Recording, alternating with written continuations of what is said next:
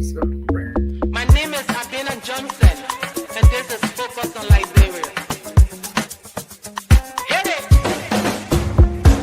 From Kemau to Cape Amos, Mountain back to Atlantic Ocean, Obomi Hills to Boakai, to educate, elevate, and promote.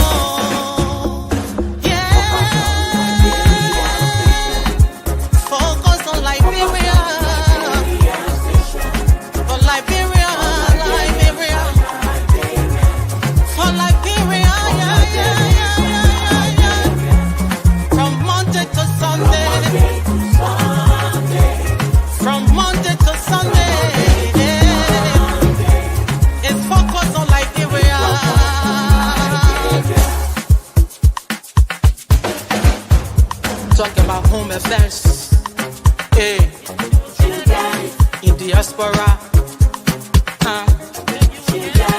current affairs, reliable information, history, talking about culture, politics, education, entertainment, business, sports, advertisement, articulation. Focus on Liberia. Focus on Liberia. Focus on Liberia. From Monday to Sunday. At Focus on Liberia, we discuss everything Liberia, from education to politics, arts and culture, entertainment, agriculture, history, religion, family, and technology. Focus on Liberia uncovers and showcases the best of Liberia and shows the world the truth about Liberia. We educate, elevate, and promote all things Liberia. We conduct interviews, panel discussions, debates, and more. Tune in to Focus on Liberia on Facebook and YouTube and be a part of the stories that make up the news. This is Focus on Liberia, and I am Dennis Jah. Hello, ladies and gentlemen, and welcome to yet another edition of Between the Headlines on Focus on Liberia. My name is Dennis Jah, and we are broadcasting from Atlanta, Georgia. In tonight's edition, we're going to be talking about the second time around of President Donald J. Trump. What does it mean for Liberia? What will be the implication, the impact? Is it going to be, are we going to have closer ties? Are we going to see more of the Magnitsky Acts? What is it going to look like with President Trump coming back for the second time? He said the first time there was a lot of animosity, but this time everybody wants to be his friend. Is President Boakai and the nation Liberia trying to be President Trump's friend? What do we expect from the Trump second time presidency for Liberia? Also, the Capitol Hill fire suspects. They got 2 charged, and they said they have a couple others that they are on the run, and those guys are even reporting torture. They say they are torturing us to extract testimony, false testimony from us. We're going to talk about that. And last but not the least, from President Boakai, from President Weah to President Boakai, what are some of the policy changes?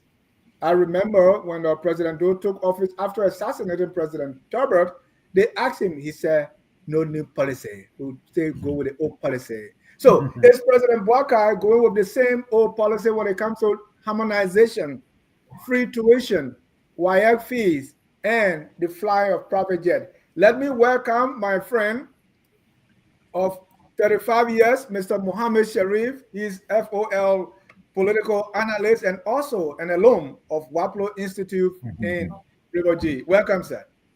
Dennis, thank you. Thank you for that elaborate intro.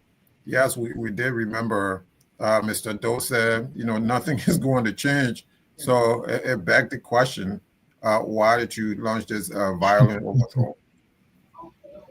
Let me welcome FOL political bulldog, Mr. Anthony Sie, the host of the Hour of Politics, the man who eats, drinks, and sleep politics. Welcome, sir. Dennis, it's good to be here. Let's talk politics. Let's talk Liberia. And let me also let you know that the political bulldog has become a CEO of WAEC, Liberia. There's a lottery business in Liberia, and now you can see the money all in him. Welcome, sir. Mr. CEO of WAEC, Liberia. Dennis, thank you. We're trying to contribute to our country, and we are happy that we are making that effort in that regard. It's good to be here. Thank you. Let me welcome the attorney Wando Konyene Fremont. He's an attorney, an economic and financial crime specialist. He just did another article on President Boakai. Oh no, he did a new article on the government. Mr. Fremont, welcome. Yeah, thank you, Dennis. I had some time, and because Mr. Boakai is clapping 1 year in office, and so it's a time to reflect on what we've seen over the 1 year and whether they have been true to their promises. Thank you. Let me welcome Mr. William Gibson. That's an IT guru, also a business guy. Welcome, sir. Glad to be here. Hello, everybody. Thank you. Let me also welcome Dr. George William, educator, social, and political commentator. Welcome, sir. Thank you so much, Dennis, for the opportunity. Once more. Let me also announce that Focus on Liberia is working on a partnership with Kia Radio, and Dr. William is leading that effort. He is project managing that initiative. Thank you, sir. Thank you, Dennis, for the opportunity. We'll do our best to get to all of you guys in terms of what's expected to see the partnership move forward and see FOL gain greater visibility in the coming months ahead. Thank you. Awesome. Let me also welcome the host of FOL Marketplace, Mr. Gabriel M. Carter. He's a global banking and finance expert. Welcome, Gabriel. Then it's good to be here. There's a lot to unpack, and I'm excited to have that conversation. Thank you. Last and definitely not the least, let me welcome the Islamic scholar, Mr. A. Boakai Dukle. Mr. Dukle is joining us from Canada. Welcome, sir. Thank you, Dennis. It's a pleasure to be here. I look forward to a lively debate. Let me welcome all our viewers from across the globe. This is Focus on Liberia, where we educate, we elevate, and promote all things Liberia. Dr. William, President Trump has been inaugurated, and what does it mean for Liberia? Is it going to have any impact the way for Liberia-America relations? What really do you see coming to us as a result of the Trump presidency, especially coming back for the second time? I think it presents opportunities for Liberia, not in the routine sense of opportunities. The U.S. is not going to be plunging money into Liberia. President Trump has already made his focus clear: Greenland, the Panama Canal, America first. It's all about focusing internally and not splurging money out externally. And so what that presents for Liberia is an opportunity now to begin to manage the little bit we got. So all of the 45,000 and the excesses that's available to government will now have to come in check. We'll have to reframe the way we spend money, because even the international NGOs like the USAID and all those organizations will be looking to spending more strategically, because Trump is not prepared to spend money like he did in the his first outing as president. It's going to be different this time around, and Liberia and many other developing countries need to prepare for those stringent economic times where a Trump presidency is going to be focused more strategically on rebuilding, creating jobs at home, and rebuilding at home. Thank you, Mr. Anthony Freeman. Liberia, anytime, you can talk all you want, but we wait for America to say something first. So when America say, hey, this person is being sanctioned, that's the time Liberia shakes. Do we expect more of these under President Trump, or attention? Trump seems to be a kind of guy who will be internally focused. So I really don't see a reverse foreign policy, especially regarding Africa and and other developing countries. And I also know the day-to-day foreign aid administration is a slow thing. So while the politics may be moving fast, the aid issue uh, moves much slower. So the budget, for example, for the first year is already fixed. So Trump is not going to change much of that. But maybe probably over the course of the next several years, things could change maybe significantly. So we'll see, how Mr. Boakai engages with the U.S. government on a foreign policy level. But I don't expect drastic changes within the first year because the budget already fixed for that.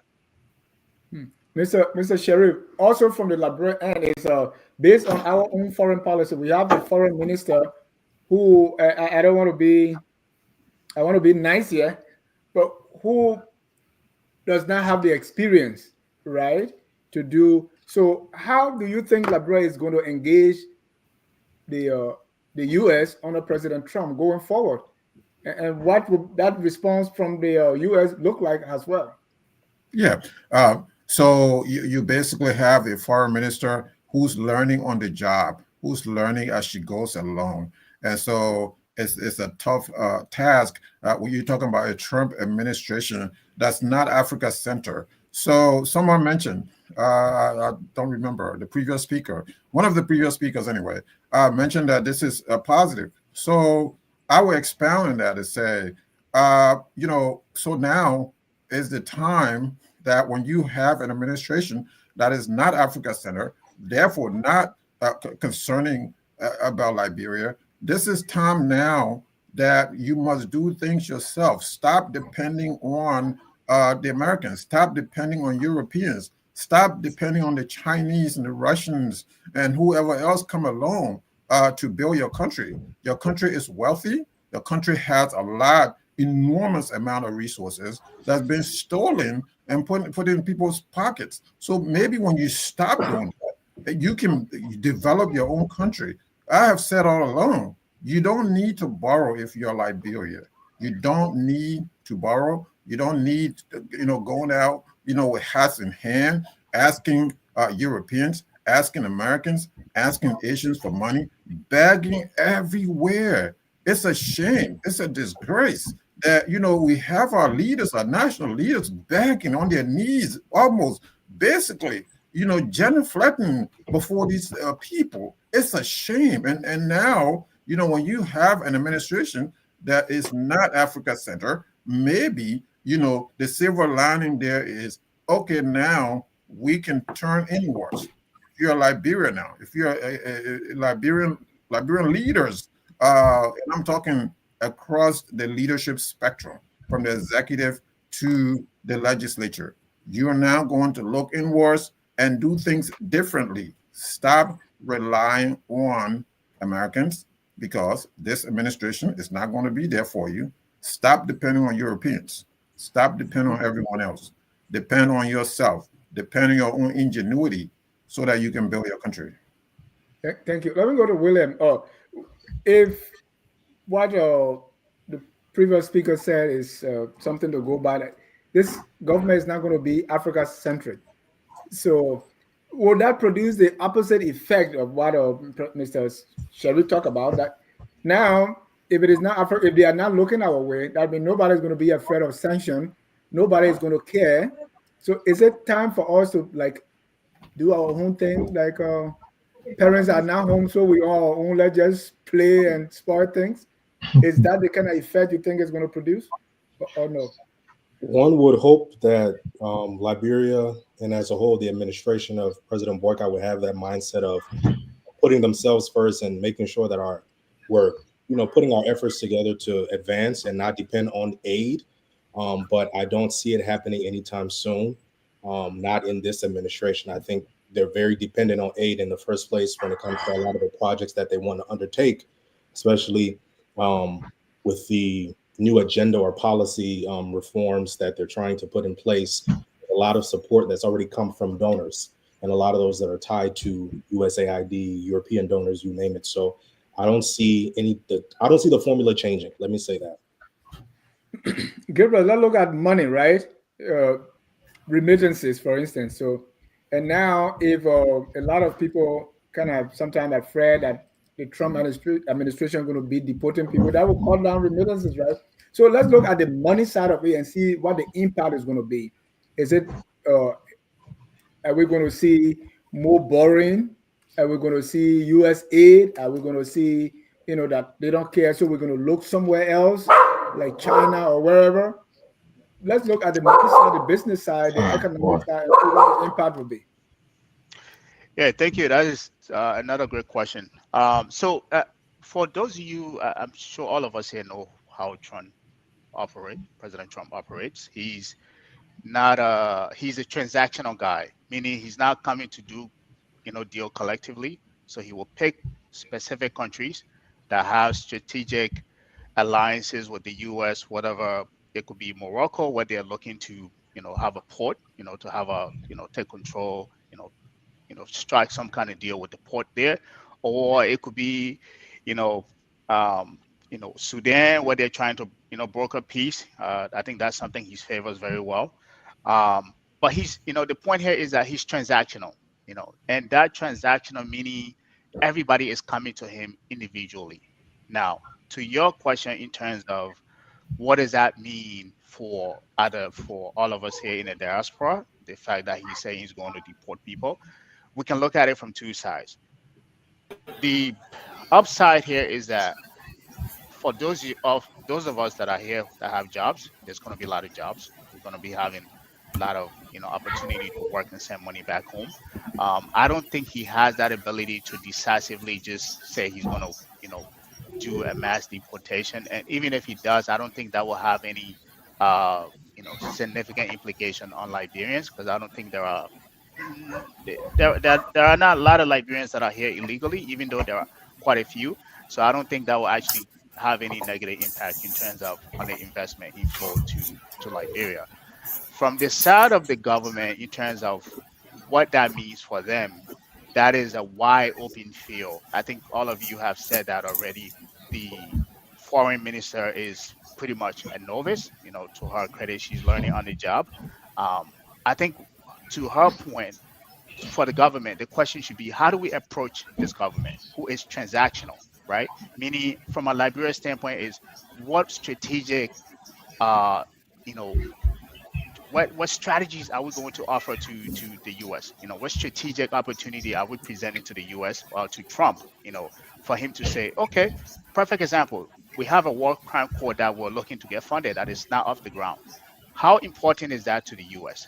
If we get that funded, would that mean that U.S. companies that are in Liberia or that are looking to come to Liberia, will they have a little bit of security? And if we see that as a good strategic approach, we can pitch that to the U.S. government through the foreign minister. So it's a wide open field right now, and I think it all depends what we can offer to U.S. And that's the opportunities that Dr. Williams spoke about. Let me go to you, Mr. Dukley. With everything that's being said, Trump also is he promotes how they call that. I don't want to say Christianity, but the Bible Belt. In fact, he's pro-Israel. He's ambassador to Israel. He's a pastor. So maybe we're going to be having Liberia too. Most of these African countries, especially Liberia, you have a lot of pastors in Liberia that support President Trump. That could be a silver lining where we're going to be having maybe from Liberia to have revival meetings at the White House or things like that. but let's look at that side of it and how it's going to impact Liberia, especially with the religion being part of it, and President Trump being someone who is going for this or Christian, Jerusalem is the capital, Mark Huckabee, and all the people that have been saying, yes, if you love Israel, this and all these things that are happening. How you think, where does Liberia fit? Is it going to bring us closer to the administration, since we too, predominantly Christian Please. Actually, then that's a very good question. But I would tell you, in terms of the importance of Africa as a whole and Liberia in particular, I don't think they surface as prominent in American foreign policy in any significant way. Now, with that being said, we do have an historical alliance with them, a relationship with them, in that a lot of the things that we do in Liberia is modeled after what the American gave us.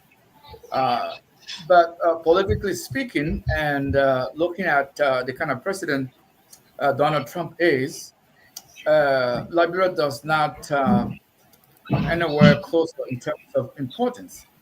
So, really, for us, we just need to continue doing what we need to do is to approach the American government, Republican, Democrat, whoever is in power, because we always have to ask for what we need or what we want them to do.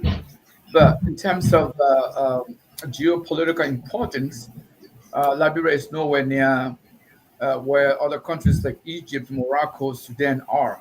And so for us, we have to have a diplomatic shift that will focus on our interests, what works for us. But unfortunately, we do not have the capable leadership that is able to shift or to make that shift in on behalf of Liberia. You see, Dennis, sometimes when you look at other countries on a continent, you see that most of the people that serve as foreign ministers are usually seasoned politicians. They're usually seasoned diplomats who have had previous either diplomatic or political appointments before becoming foreign ministers. So overall, if we are going to look at the metrics by which to measure how Liberia fit into Donald Trump's, don't look anywhere farther beyond his first 4 years in office. And if you look at that, there was no particular African country that was prominent in that 4 years. So this last term, this last 4 years of his, it's not going to be any different. So for that, even though what you see in Mike Huckabee and others, these are all political appointments and paybacks for the support that were given to him during his campaign. And if you remember, Mark Huckabee's daughter was one of his press secretaries. So I don't think religion was a factor in that. And if it was a factor, it wasn't a major factor other than the pro-Israeli individuals who were supporting him. And trust me, the American-Israel relationship is always the same. Except when you have bumps in the road between one particular prime minister and American president. But overall, I would tell you, I don't expect to see any significant change towards Liberia in terms of what the American government would do or they won't do. Thank you. Let me welcome our resident economist, Mr. Thomas B. Kane, who is now in Monrovia, and sometimes data harmonization comes in. Thomas, welcome. Thank you. Thank you, Dennis. Yeah. Mr. C, before I bring in Thomas, do you want to weigh in on this or you pass? I'll pass. It's a waste of time talking about American politics and Liberian politics. It's a waste of time. Why? Why? I don't want to say that. Let me pass. Okay. Let me go to Thomas. Thomas, President Trump is now in office, and we're saying, what will it be for Liberia? Goodbye or just don't care?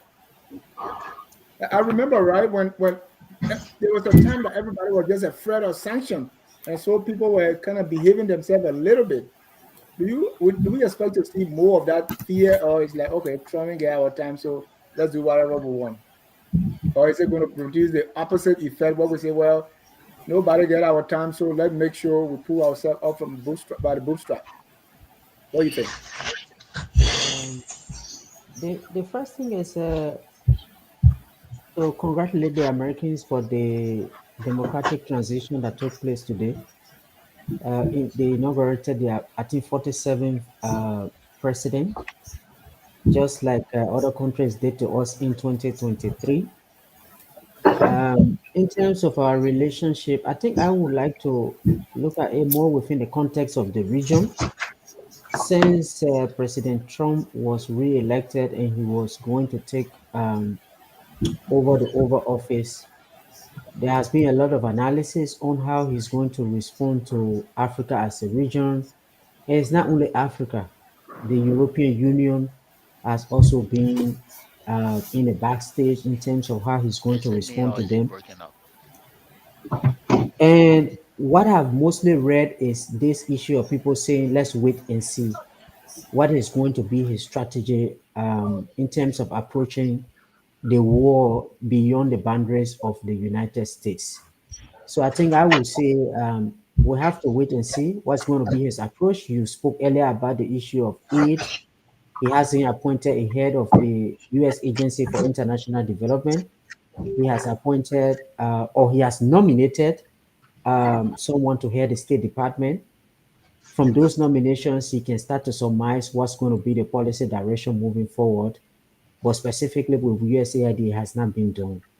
So his approach to Liberia, perhaps we have a relationship with the US that is older than some other African countries, but I think it's going to be mostly embedded into the US strategy for Africa.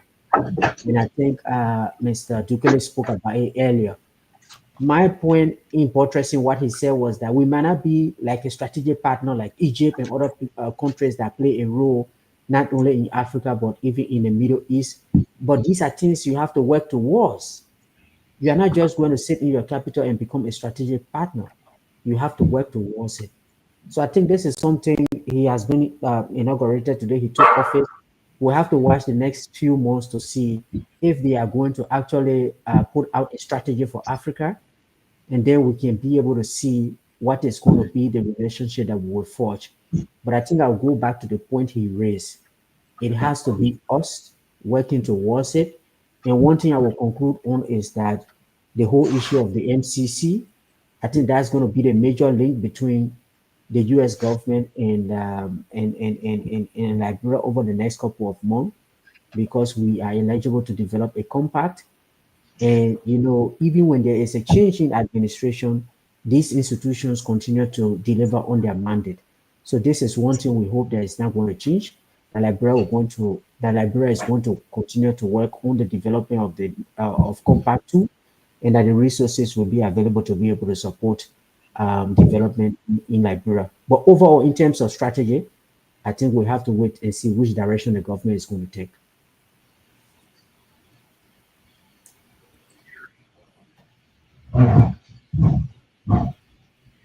And Fremont, I want to give you a minute to conclude on this one, and then we'll move to our next topic. So the election of President Trump, right? Someone just wrote a convicted felon, and someone who is not, who he and the truth can sit on the same seat. And because of that, even Facebook, social media, they kind of say they're going to relax or not do the fact checking that they're supposed to do before. Now, when President Trump won, people saw that and said, okay, President Weah, who lost re-election, is going to come back, right? So these are the parallels. And if a felon can be president, or a convicted felon can be president of the United States, these things have implication for democracy in other parts of the world, especially Liberia, right? Where people already G's and fries sell more than anything substantial that you're talking. So on that front, what would be the implication to Liberia? What would we be doing as a result, watching the world's greatest democracy elect a felon and someone who can say whatever he wants without being checked? Well, Liberians don't have a history of electing very nice people out of. I mean, where you have someone like Betweenthe, who was sanctioned, he was elected, notwithstanding. McGill is another famous name. Even the vice president was accused of stealing $1 million. And when he filed the answer, he corroborated the story that he stole almost $1 million to build his hospital and that he put in his name. So and Liberians have elected Prince Johnson for I don't know how long, and you can see that Liberians don't really care. So in that respect, Liberians voted very similar to the way the Americans, voted in terms of the Trump thing. But when it comes to Liberia, I really think that we put a lot of credit on our historical relationship, and the Americans don't see us that way. So it doesn't really help us in any significant way to look towards the US, other than the fact that maybe the US is the greatest superpower and they are the greatest donor of international assistance and stuff like that. But I don't see Liberians learning a lot. If anything, Liberians will have to learn from maybe the current Boakai regime, what it is doing, what it's not doing, and maybe if they don't feel happy, maybe they might think of something else. I think that is more likely to be the case. Yeah, thank you. Ladies and gentlemen, if you are just joining us, this is Between the Headlines, and we are discussing few topics here. Let's move on to the Capitol Hill fire suspect. 2 have been arrested, and it says some are on the run. Those who have been arrested, they're reporting that they've been torturing them. The bond that was set is 1.8 million, and all these things that are going on. And I want to also let you know that it was the joint chamber that got burned. So when this thing happened, the majority group were meeting in the joint chamber, and so that place got burned. But something remarkable happened.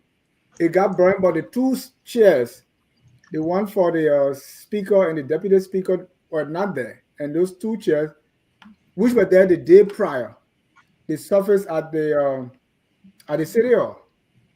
What happened? It reminded me of the flood of Noah, right? Where God said these animals should go on the ark 2 by 2, right? So these 2 chairs were able to leave before the fire. I don't know how that happened.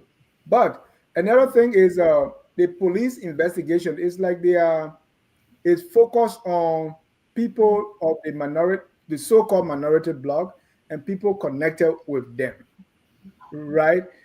Thomas, you are in Monrovia, so please, you will give us detail. But let me start with Mr. C. On this suspect. Mr. C, do you think that we are heading somewhere to finding the culprit of this act? First of all, how do we know that it was arson, and then what is being used to really get to this suspect? Is it, what's your take on how the investigation is going so far? Dennis, I'm confused. And I don't trust the police and the entire law enforcement apparatus. I really don't have trust in them. First, the issue of capacity, and they're not doing due diligence. And then there is the political aspect of it.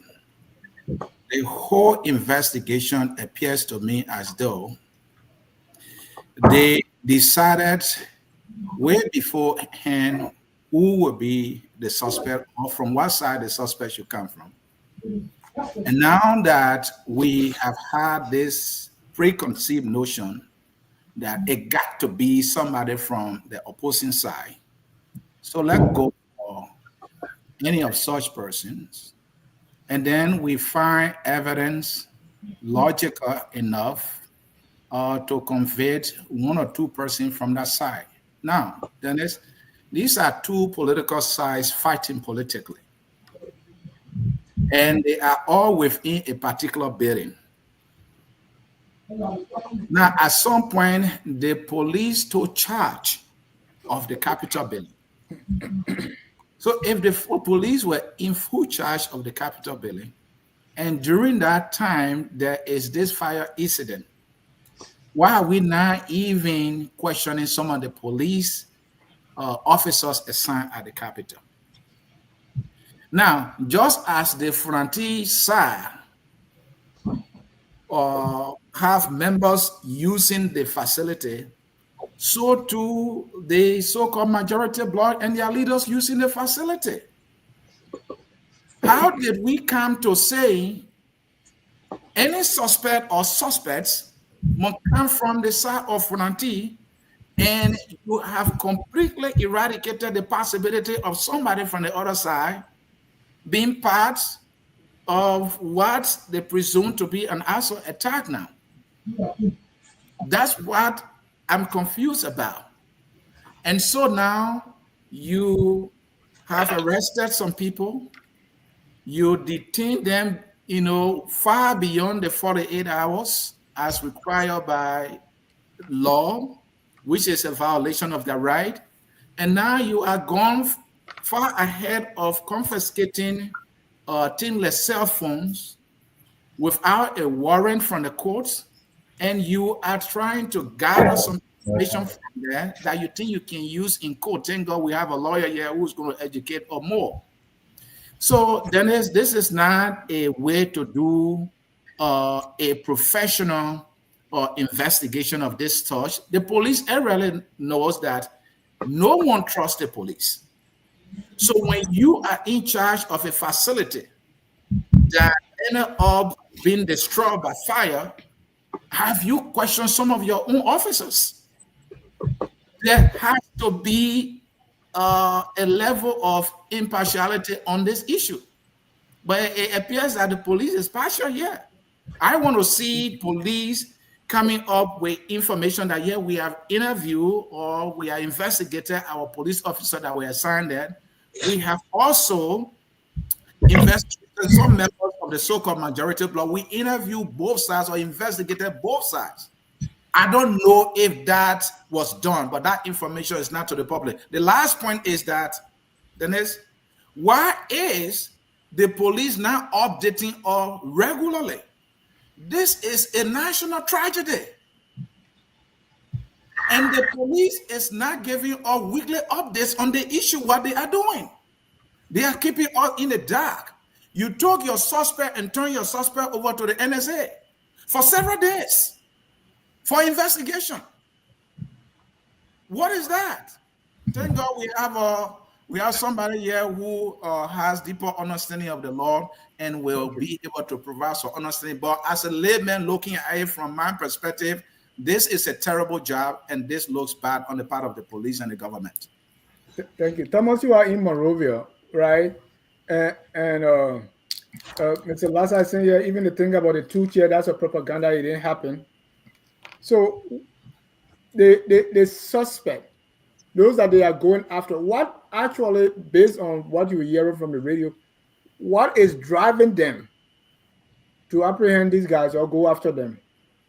I mean, if the fire happened right after the demonstration or the riot at the Capitol building, so there was police, there's Capitol Police, there are maintenance workers, there are people that have keys to the building, and all these people. And so far, I don't know if these people have been interviewed or investigated. What from your knowledge, what is driving them to apprehend the people that they have already?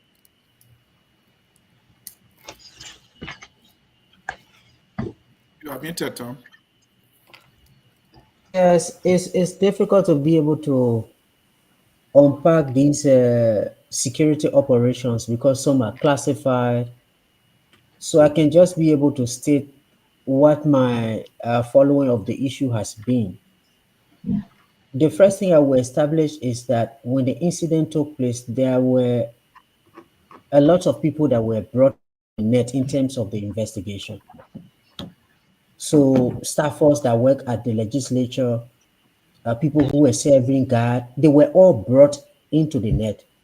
I mean, if you even listen to Representative Musa Belete a couple of weeks ago on one other platform, he said that his office staff were brought in for questioning. And then eventually, I think it was up to 70 or some more person that were all brought in for questioning. And then they gradually released these people to go based on the testimonies that were gathered for them. What I do remember is that a couple of days after the incident took place, there was this recording that was circulated, where voices in the recording were discussing how they were put together, they were organized to go and actually do this operation. And I think it was that recording that led to the different arrests of these suspects that have now been interrogated. And like you said, at a certain point, they said they were turned over to the NSA. And I think a couple of days ago, they even had an interview. I think one or two of them had interviews and said they were tortured and all of that. And today, I did see a flash of an information that came out that one of them had actually confessed. But my skepticism about this is that there had been previous news report that these people were being tortured to be able to confess. So when this information comes out that somebody has confessed, what I'm finding difficult to be able to reconcile is that is it as a result of the torture, or this is actually a confession that comes from reality. But like I said from the beginning, I'm just trying to give these points. And even the Minister of Justice, before he had his press conference, I think 2 or 3 days ago, that mentioned this issue, the police had come out, like Anthony said, that they are leaving us in the dark. I think they had a press conference a couple of days ago. Initially, when the incident took place, they said they weren't very sure what was the cause of the fire. But then a few weeks ago or a few days ago, they came out and they were very clear that based on the information they have gathered, they are very sure that it was an arson attack. So I think this is where, in terms of what my following of it has been, this is where it is now.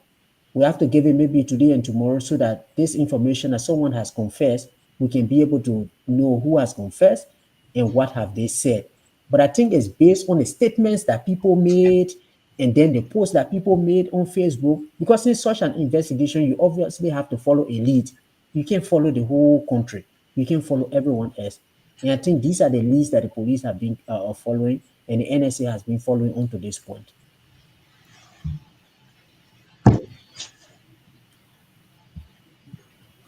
Mr. Dukley, let Yeah, me hear your side on this on the fire suspect. I mean, we're not getting information regularly from the police, so sometimes we're making some assumption.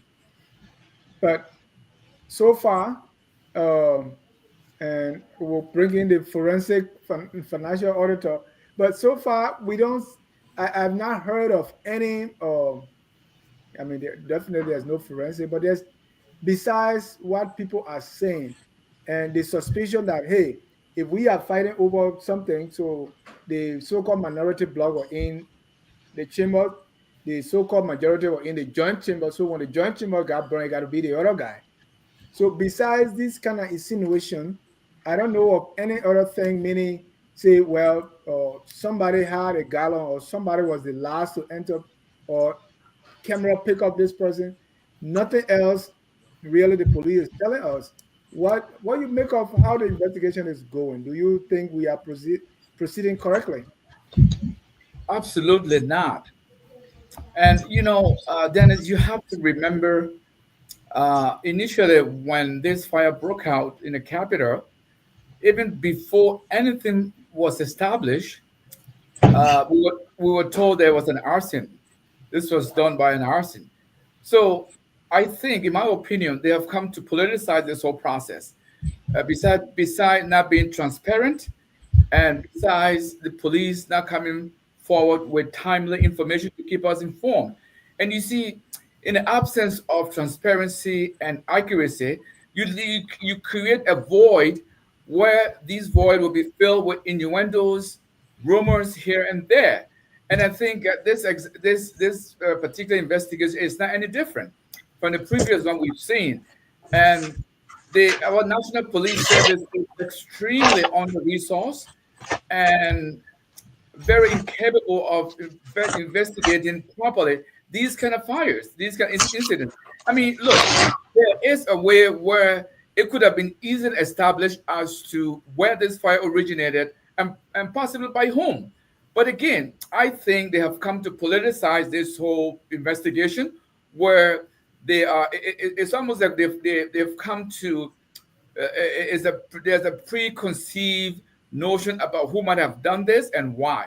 So, and I will speculate here that I won't take this far away from the division that is ongoing right now in the House of Representatives, where you have one block that we refer to as the majority block, as well as the Fanatic Kofa's block.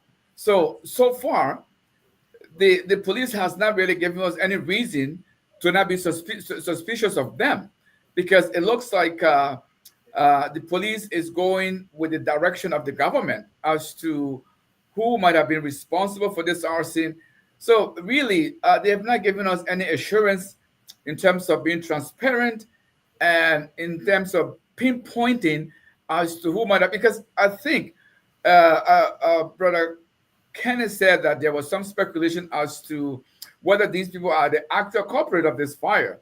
And I think there is a reason to be suspect of those people because of the history that we know of the Liberian National Police and the way they have handled other investigations, and so really I would say that until we can see something concrete in terms of identification, as to who might have done this. I mean, do you want to say that there was no cameras? And if so, why? I mean, this is just, it's beyond me, Dennis, because this is something that should have been, this should have gotten to the bottom of this a week after this fire occurred. But you saw how quickly they were able to they were able to come up with an estimate as to how much it was going to cost. Because everything we do now in LIB, it has to be attached to some money that's going to come into someone's pockets. And this investigation is not any different from that. Thank you. Mr. Gibson, anytime there is a crime, the investigator will look at motive. I mean, why? And if somebody has a history of doing what it did. Let me get your take first. And what do you think the motive will be from either side, and that is making the police to say, okay, it got to be this person?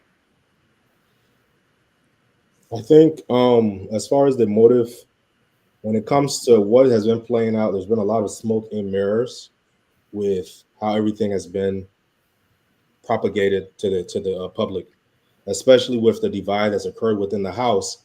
You have one side that has been seen as folks who are trying to do the right thing, which is the majority bloc. They're trying to continue with the people's work. And then you have the embattled former speaker or speaker at this time. I don't even know at this point what to even call him. Konati Kofa side, they're seen as people who are in the way of progress, right? Because they're not willing to let go. So it's like what I'm seeing right now with everything is to make this side of Konati Kofa's side, with the statement that he made on his Facebook about the Alamo and all these things, that is causing the public to doubt and question and to say, you know what, maybe this is coming from his side because of how things are playing out and propaganda that's being pushed by people who are on this side supporting Richard Kuhn. So it's faring like that in the public, to where Kofi is now seen as somebody who is quote unquote leading this. But like I said in the beginning, there's a lot of smoke and mirrors with this whole thing, because you don't know who is truly behind it. But because people are supporting Kuhn's side, they're coming out and saying things to make it seem as if all fingers point to the people who work in the minority bloc. When you're interviewing people who are only dealing with the minority bloc, but not also widening the net and investigating and interviewing all these individuals who make up the overall makeup of the House of Representatives. Bring them in for questioning, and don't be biased within your questioning, but make sure that everyone has the ability to stand for questioning. You don't want to make a charge by doctoring videos of representatives saying something that was from a couple months ago about the House being burned, in all these things that were said, that was put out there for the public to consume, was to make one side look bad, and that was Fonati Kofa's side. But to make the UP side look as if they're the ones who are saving the day, they're the ones who are trying to continue the work of the Liberian people, when that's not the reality. You don't wake up and decide after a burning has taken place, you don't bring in people to even look to see what the damage is like, but you make up an amount, as Mr. Dukale said, out of the thin air. What reasoning and what informed you of the amount that needed to be allocated to now reverse this damage that's been done. And then you have the president who comes out and says that it was hooligans. So it's like you're making it already, you've already made up in your mind that these are people who were up to no good that did this. But Mr. Jai, you raised a good point about the chairs being removed from the building prior to the burning. So obviously, it's not what is happening. There's a lot of smoke and mirrors, a lot of tactics to throw people off to think that Kofa's side is doing all this, but nobody knows the truth. There's always three sides to every story. Is the majority, the minority, and then of course there's the truth, the real truth, and we won't ever recover the truth in this situation. Okay. Mr. Sharif, we remember from the Liberian Civil War, the cattle camp massacre, right? That was blamed on the AFL because those guys made it that way. I think they say when they went there, it was so they were judged that it was AFL. It was later on, before the truth came out, that actually the people who did it, in fact, they were speaking Crown to make it look like the other side, right? But in all this, we always depend on the law enforcement officers to dig out the truth, from the way the investigation going, because all the people that are being connected with it are people either working with Funati Kofa and people that support him, or have some form of connection, right? So is it like a self-fulfilling prophecy here, or our police truly investigating and giving and telling us the truth? Yeah, the police is lying. The police is very compromised. That institution probably needs to be disbanded if it's up to me at this point in time. That institution has been used. You want to throw the baby away with the bathwater, Mr. Sharif? Yes. You redo. Some countries have redone. You redo. This is an obnoxious institution. Right now, they are playing alongside the status quo. The president said, this was all against. And mind you, look what they're trying to do. They're trying to arrest Funati Kofa. That's basically what they're leading this to. So they're torturing people around him so that they can confess under torture in contravention of Articles 20 and 21 of the Liberian Constitution. This is inimical to the Liberian democracy at this point in time. And so this president needs to be very, very, very careful. People that supported the president, a lot of people, a lot of independents like myself, a lot of people, a lot of good people who have faith in the president are losing faith in the president for this very reason. The disrespect to the rule of law and sanity. It is over the top at this point in time. And I think there's a need to put a brakes on this because the police, look, somebody said that the police needs to give daily, weekly briefing. How about daily briefing? How about daily briefing coming out to tell us what is going on? You come out and you arrest these individuals and you torture them. So anything that you get, any evidence that you obtain under under those conditions, under duress, under torture, without legal representation or whatever, it's unconstitutional. You cannot then use that in the court of law to prosecute them. You cannot do that. And this president has determined, this administration has determined to go after the legitimate speaker, Kofa, and his group. And that's what they're trying to do. All roads now, keep in mind, in 2 weeks from now, 3 weeks from now, you're going to say, I say this, all roads are leading towards Kofa. They're trying to torture people around him, intimidate people around him, cut him off and do all these different things, so that they can arrest Kofa.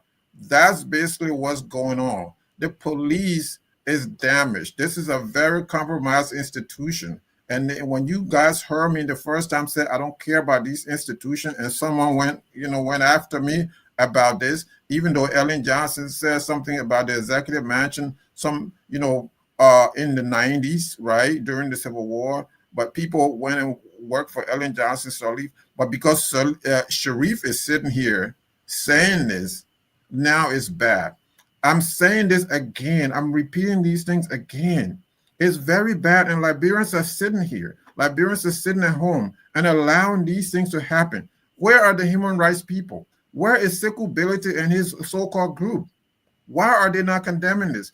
Are they all, maybe they're all in the pockets of the administration at this point in time. Where is Yambli Congo Lawrence cannot bring the police, director to the Senate to undergo some questioning, a hearing, at the very least, have a hearing about this issue of torture. Liberia must not torture its citizens. You have gulags now where you're incarcerating people. You have these gulags around the country where you're incarcerating people, you're torturing people. And we got guys, people here, our own friend James Lassa, who's, supporting these things. I mean, it's a disgrace that people who wore khaki shirts and dirty sneakers and and jeans and stuff like that, who carry the militant cards, are now supporting things that they advocated for, that they were fighting for, in the 90s and so on and so forth.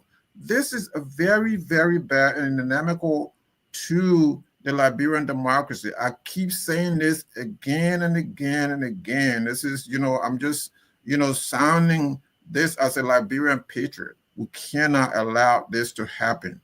If it's happening to these guys, it can happen to any one of us.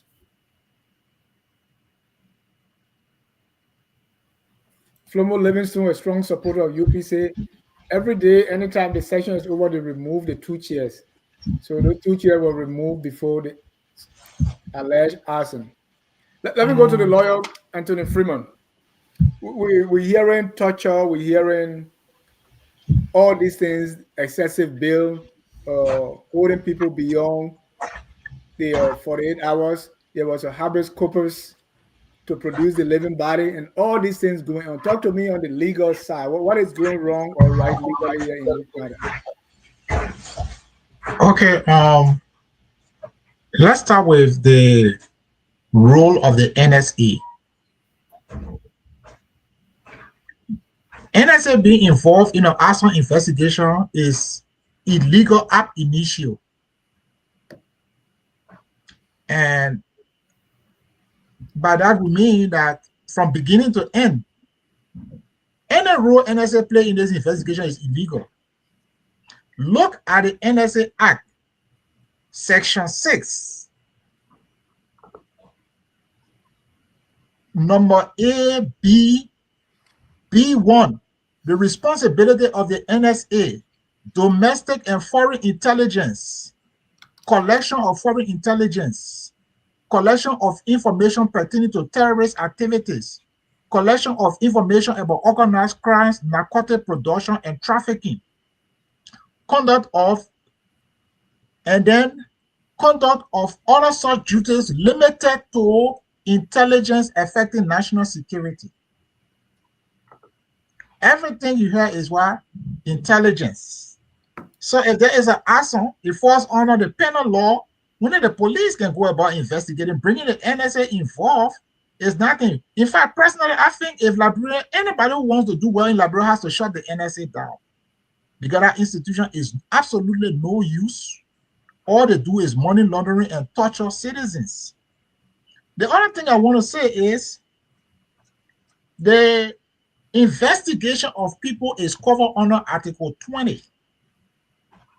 And if you look at Article 20, you will see that Article 20, or C particularly, says that every suspect committer of a crime shall be informed of the charges, shall have the right to remain silent, and shall have the right to counsel at every stage of the investigation. He shall have the right not to be investigated except in the presence of a counsel. And any admission or statement in the accused in the absence of the counsel shall be deemed inadmissible as evidence in a court of law.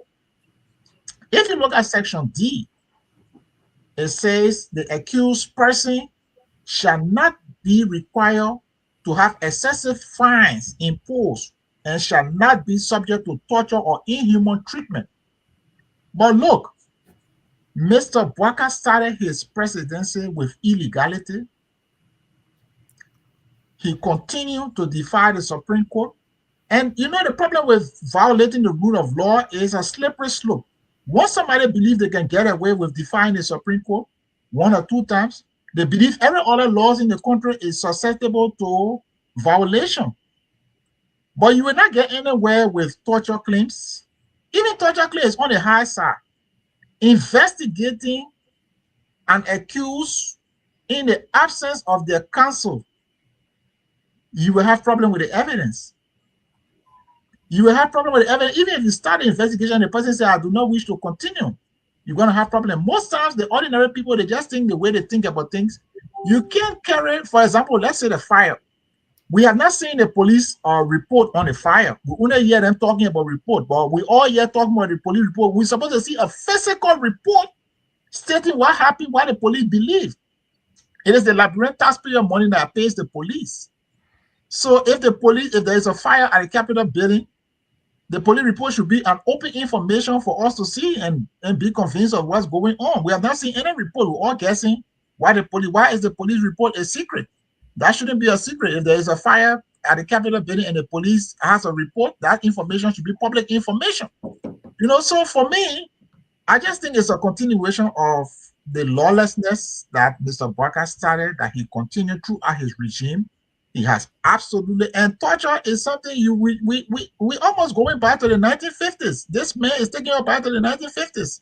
You know, where you torture people, you know, to extract evidence. It may be good, it may make the police look nice, but it will not even stand 1 second in a courtroom. Thank you. Dr. Williams. Thank you. So much has been said. I would sum it up as a reflection of a critical governance reform defect in the country. I mean, if we go back to how the process started and a lot of other things that preceded where we are today speak to the urgent need for some critical governance reform. As far as the police conduct throughout the process, there can be several driving theories to explain what's going on.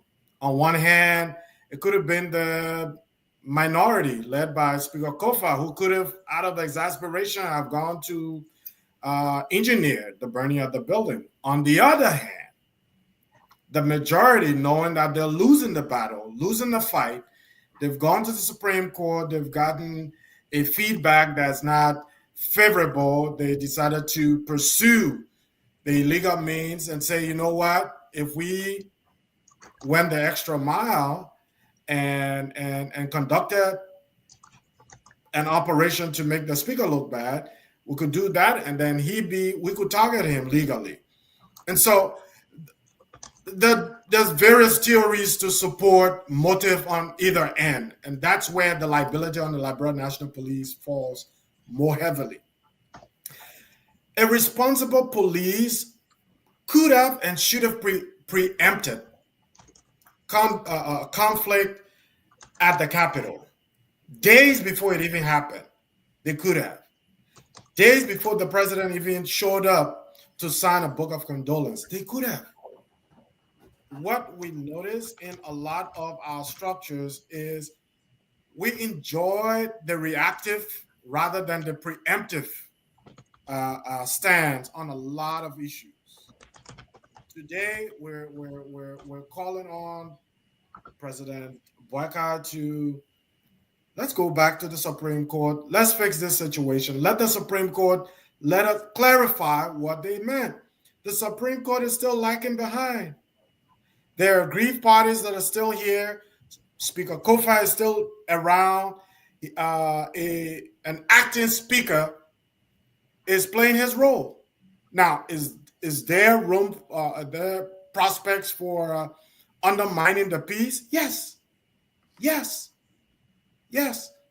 If we're taking an acting speaker around the country to every major event and he's making speeches like he's been critically endorsed by the majority of his colleagues, we're creating room for greater explosion. And so it's a governance defect.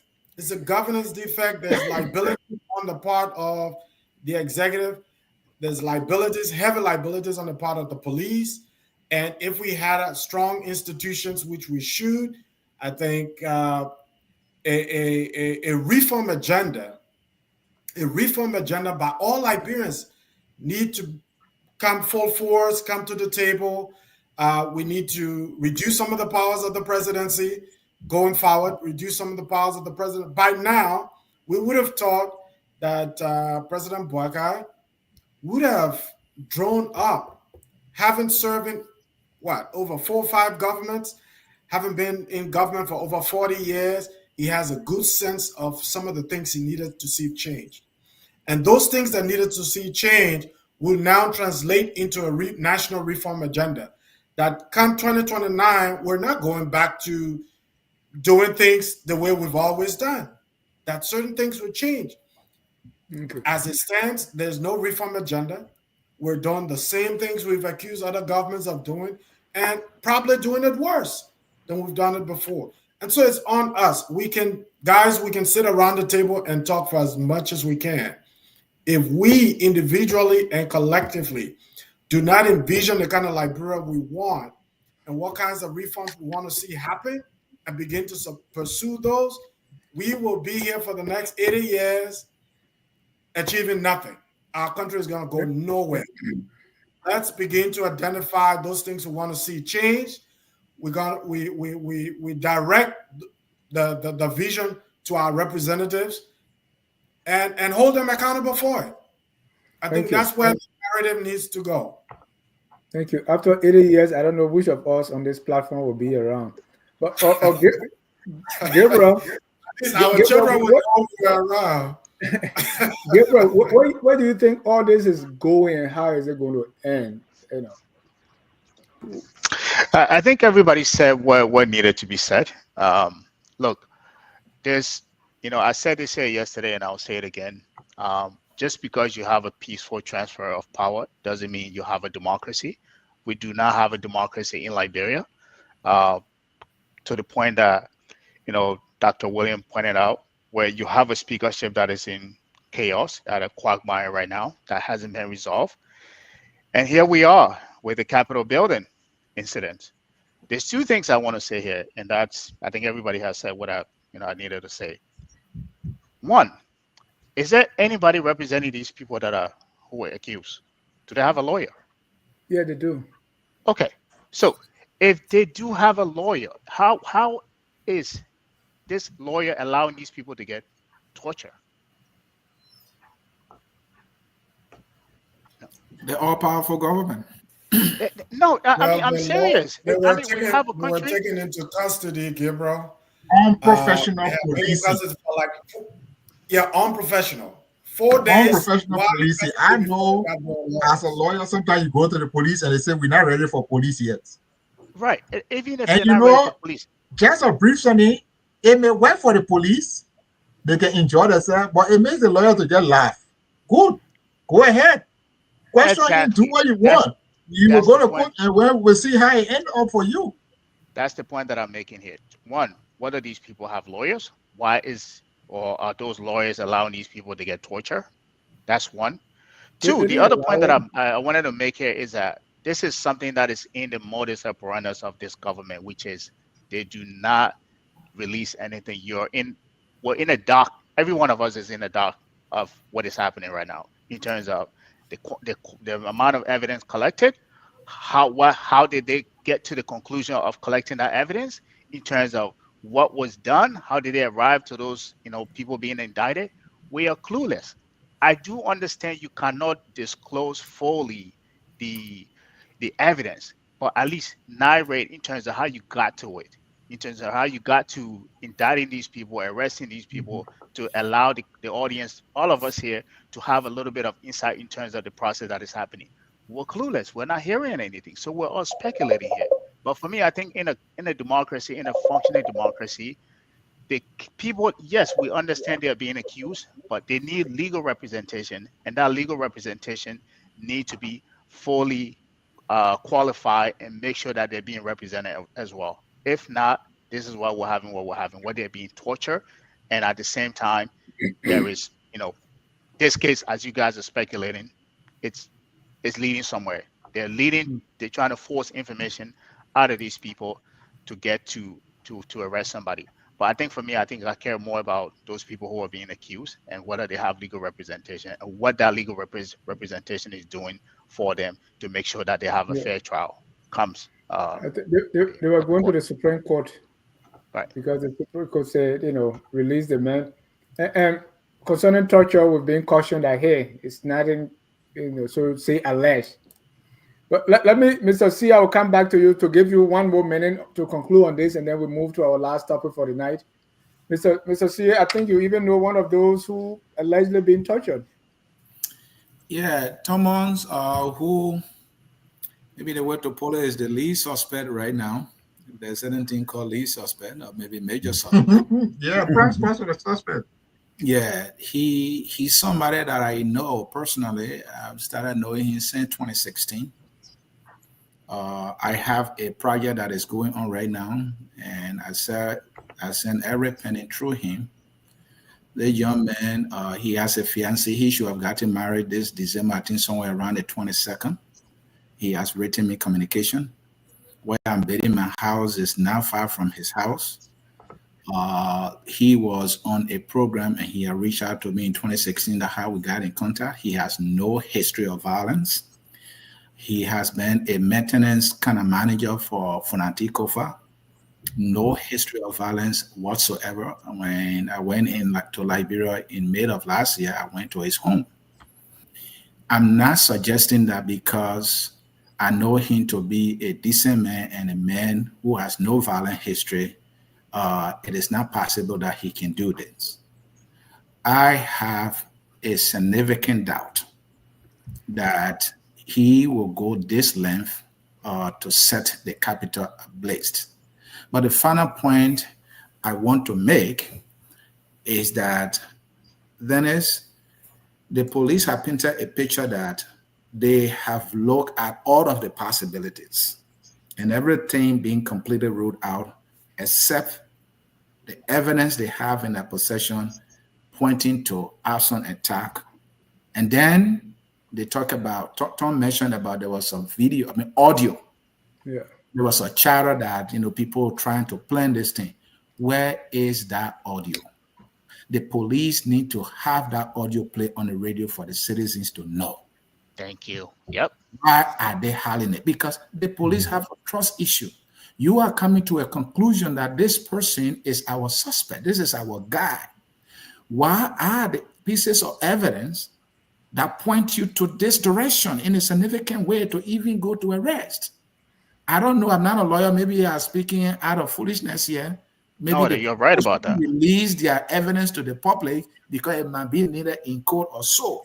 So I'll leave it at that. But my final point here is that in 2006, when the executive mansion got fired during Ellen Johnson Sirleaf inauguration, surrogates and fanatics, or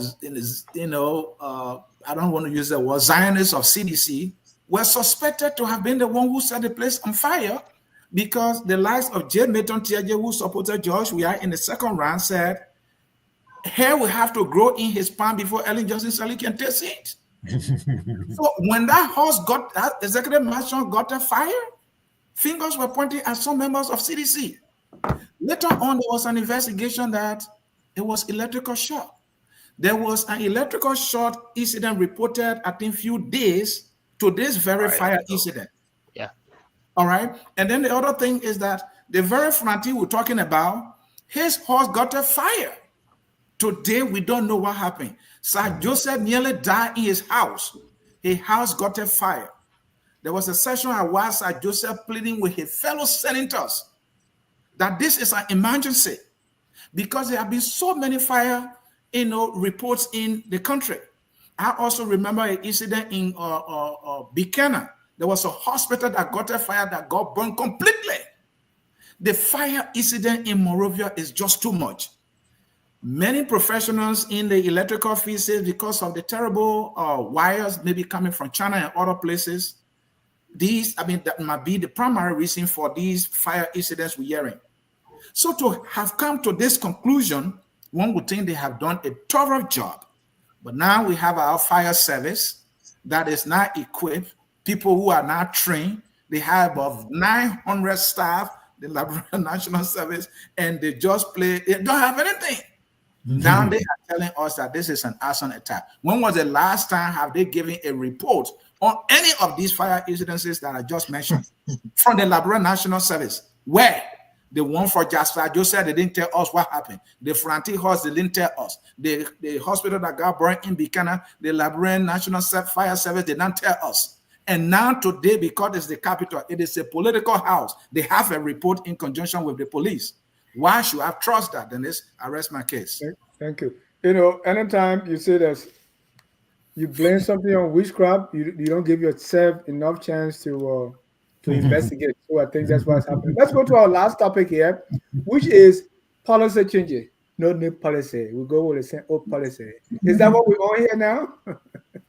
Now, I want to give 3 of them, right?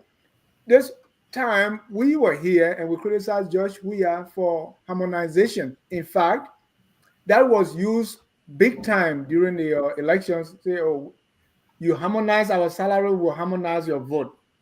And so when President Boakai took office, what we're expecting to see to rescue the country is to rescue the country from harmonization. Is President Boakai continuing the same harmonization policy, or there's another new one? Also, free tuition at public university. This was something that, President Weah was condemned on. I mean, just pay us and then we can pay our students tuition. Why give it free? In fact, what is the assessment you've made and all that? When it comes to this, now under President Boakai, no new policy. We'll continue the same old policy. Then the wire fees, paying wire fees. Now, last but not the least, for the president to fly private jet, Senator DeLong, the so-called light, said, well, I didn't know what was all involved. But they told you. The CDC people were telling you, you said no. So, let me start with you, Mr. Gibson. With harmonization, free tuition, WAEC, private jet, and all this, why is President Boakai continuing the same policy? Is it that the government is saying, oh, we didn't know? Or was just, there was just politics as usual? What's going on here, in your view? So when President Boakai took office, in one of his speeches, well, his inaugural address to the nation, he stated, it will no longer be business as usual. That was the biggest oxymoron that he could have ever started with to begin with. Oxymoron is a complete contradiction of a statement. This individual who has served in government for 40 plus years decided that he was the person that had the vision for Liberia. He knew that Liberia needed to be reversed. Liberia needed to be put on a path to where we could hand it off to the next generation. He said it will no longer be business as usual. That was the major contradiction, and we continue to see it play out. Like you stated, from the overall stance on how you fight corruption. Things are swept under the rug. You have people who are getting favors because they're attached to him. You have people who are able to go into places and usurp an entire entity and say, we're taking it over, a hostile takeover like they did at Nukao. There's so many instances of where corruption and nepotism continues to take a precedence over true governance. When you look at the free tuition policy, is a continuation of that. The WAEC fees, the president flying a presidential jet. This was an individual who stood up and said that we will not be frivolously spending and accepting any major gifts from individuals at all. But now we see this is still happening. It's one thing to say that you have a vision, but if you're not following through and doing the complete opposite of what your predecessors have done, you're nothing less than what the old guard will always be, is continuing the same thing because you don't want to go ahead and upset the status quo because you are also benefiting. He has benefited for many years from being in government. He did not do any changes or any drastic major changes as vice president with a group of 77. He didn't do anything drastic, major to empower individuals who were in that group of disabled individuals. He didn't do anything transformative. So we expected this individual to stand up there and say it would no longer be business as usual when he's always been filled with contradiction in every step of the way. We've seen it play out in the first year. It's more contradictions that will continue to occur, and Liberians need to do what? Manage their expectations, because this is not a government that is truly focused on advancing and doing things differently. Thank you. Let me go to Thomas. Thomas is in Monrovia, and when he arrived, he said, well, things are different here than before. I said, Thomas is sure. So, Thomas, when it comes to these things, do they matter, or, what's your take? Is there something in the pipeline that being working on, or we don't have no new policy? We continue with the same old policy.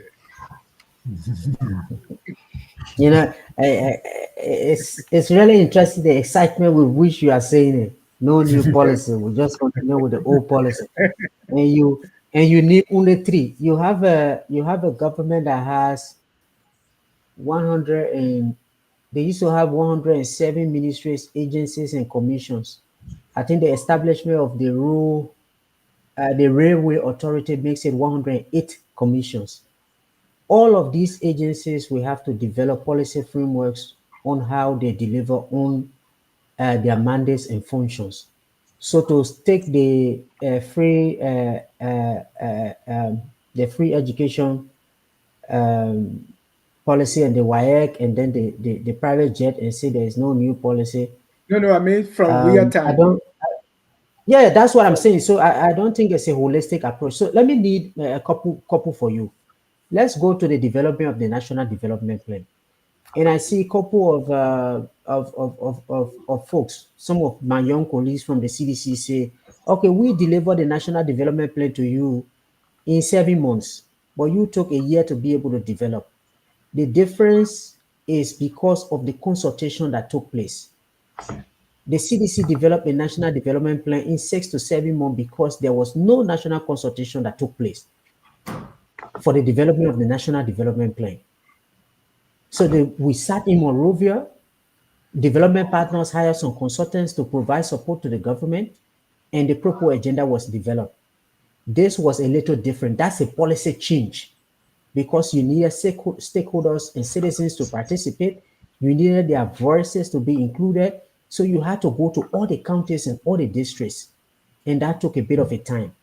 So that's a policy change on the way the National Development Plan was developed.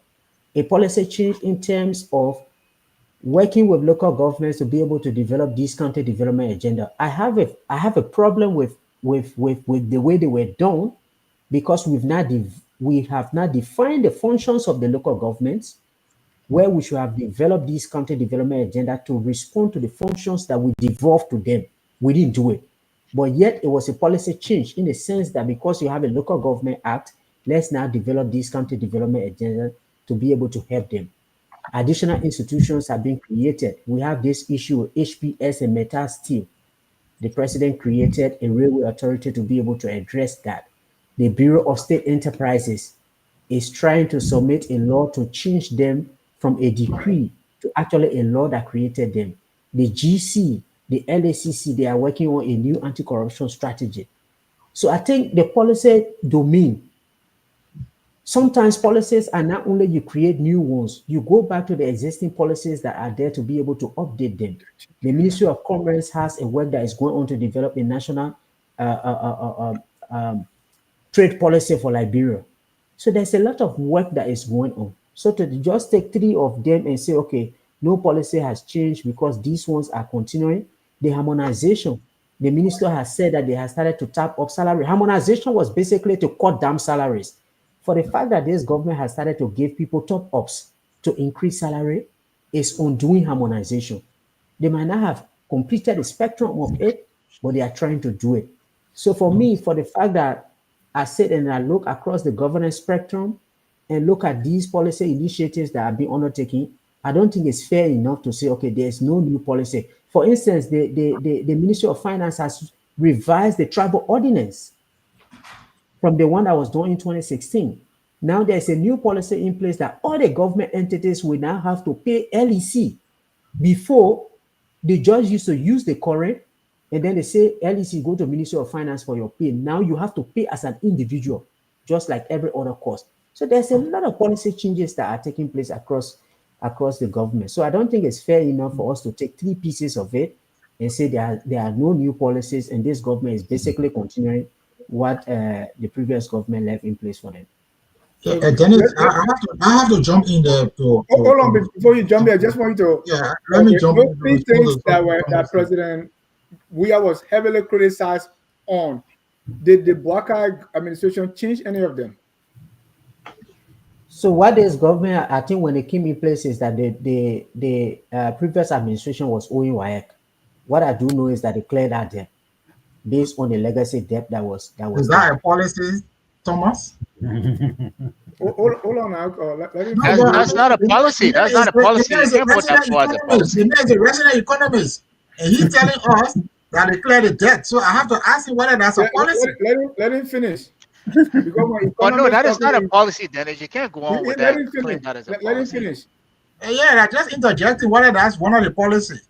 No, he didn't end. So he's going somewhere.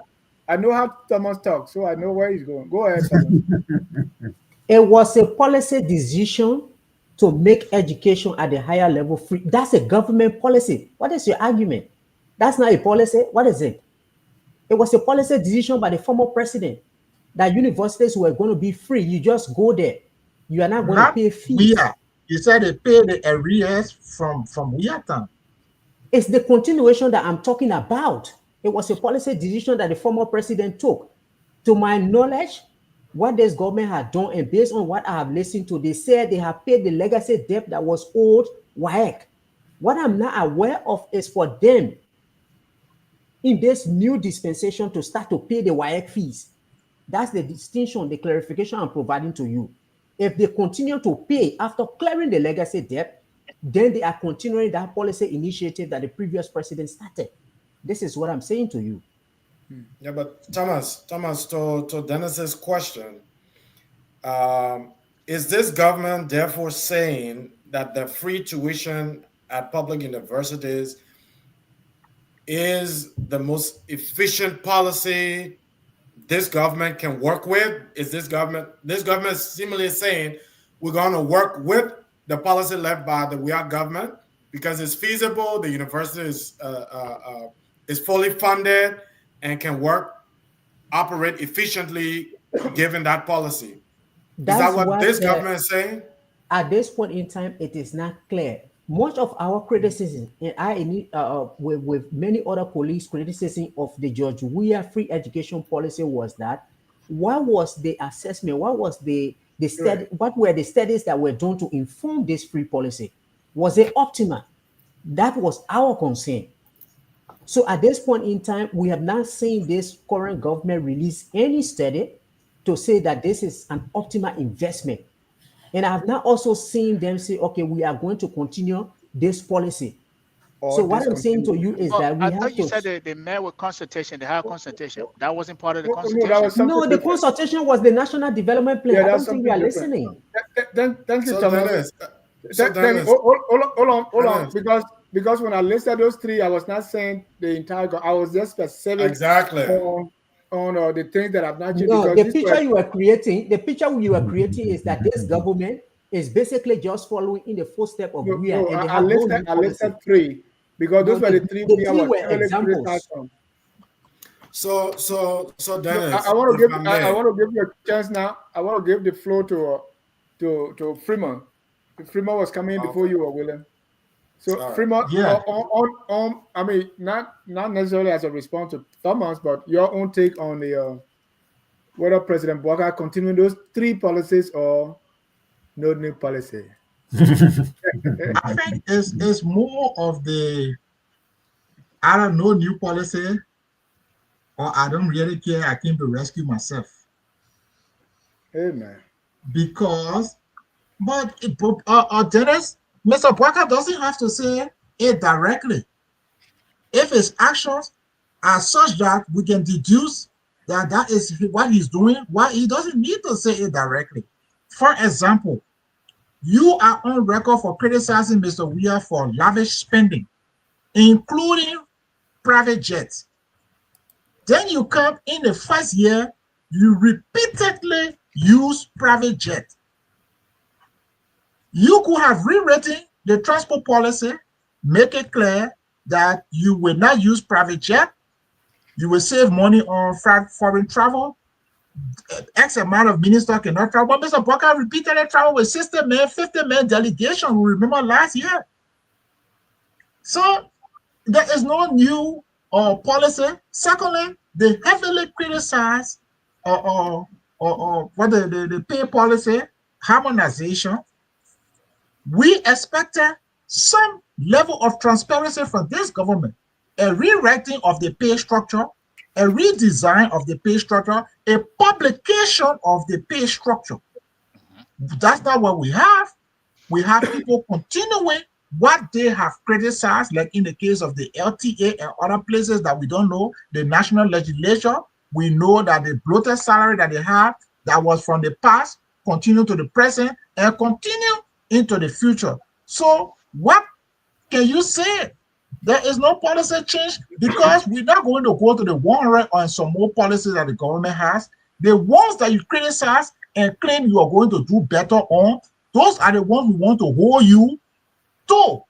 For example, they claim that the past regime was corrupt, they stole money. In the first year, they have not done any significant prosecution. They have indicted 12 years, but beyond 12, they have done nothing else. George Weah and his security chief stole more than $200 million from the central bank. They have done nothing about it. The national legislature continue to abuse the state resources. Mr. Boakai has done nothing about it. So what is it? There is no policy change. This was just a man who was broke, living on loans, living on handout from criminal center Witherspoon and Jeremiah Kuhn. And now he has an opportunity to rescue himself from his poverty. There was nothing new. It was just an envy. He wanted to be there. He wanted to be in the driving seat. In other words, to be the one to dish out the spoils from the Liberian government. That's all it's about. Raw greed. And now the Liberian people are coming to the reality that Boakai has rescued himself from his poverty, but there's going to be no rescue for Liberians generally. Thank you. Mr. Carter. Yeah, and I don't want to push back on what Thomas was saying. Thomas, yes, I think back to one. we respect you, but I think sometimes we have to be objective here. You know, it's like you know, Mr. Freeman said, you don't have to say it, but we see in the actions of the president what is happening in our country. You know, since he took over, this is, you know, I know most of you don't want to assess him because you claim he hasn't come up on a year yet, but we're technically within a year. You know, you claim that he was meeting with partners, stakeholders. That's why it took a year for him to put out the policy prescription that you guys just put out. A year for someone who's been in government for 40 years. A year for someone who's been in opposition for 6 years to figure out what he wants to do with the government. A year for someone who has been in the previous government for 12 years and supposedly was coming in with all these technocrats who apparently knew exactly what is wrong with the Liberian economy. So technically they were coming in as surgeons trying to fix everything, hence the rescue, because the previous administration has broken the economy and they were coming to rescue it. Well, in a year, 12 months, and you're just pulling out a policy prescription that is 70% donor funded. And you claim that the people are being rescued? So technically you put out a plan that is contingent on somebody else funding that plan. So if it doesn't happen, that means all that, I don't know how many pages it is. It's 305 pages. 305 pages, 70% donor funded. That means if you do not get donor funding, it is just words written on paper like a dissertation, in theory, technically. This is why we're calling out. It's not to say that we're not seeing, what he's saying apparently, but there's no action. There's no action. There is no action. So Thank you. This is what we're pushing back on. It's not to say we're pushing back on you, but we're pushing back on what the government isn't doing. Technically, I'll say this quickly and I'll land in this. Let me tell you how appalling this is, right? Weah wasn't even supposed to be a president. Unfortunately, he became president. We claim that he mismanaged the economy. But the fact that we're sitting here and comparing Weah presidency to Boakai presidency, do you understand the magnitude that is? It's like you take a D student in a class and you're claiming that someone who claimed that they're A student, we're now comparing the A student to the D student, and we're making justification as to how that is okay. That's what we're doing right now. Yes. That's exactly what we're doing right now. And this is how things are going to go. If he continues to behave that way, we will even compare him with Weah presidency. It won't be as if, hey, we're looking at you as an exceptional student, as an exceptional leader who came in and turned things around. We will continue to compare him to Weah. That would be the pedestal on which we put him.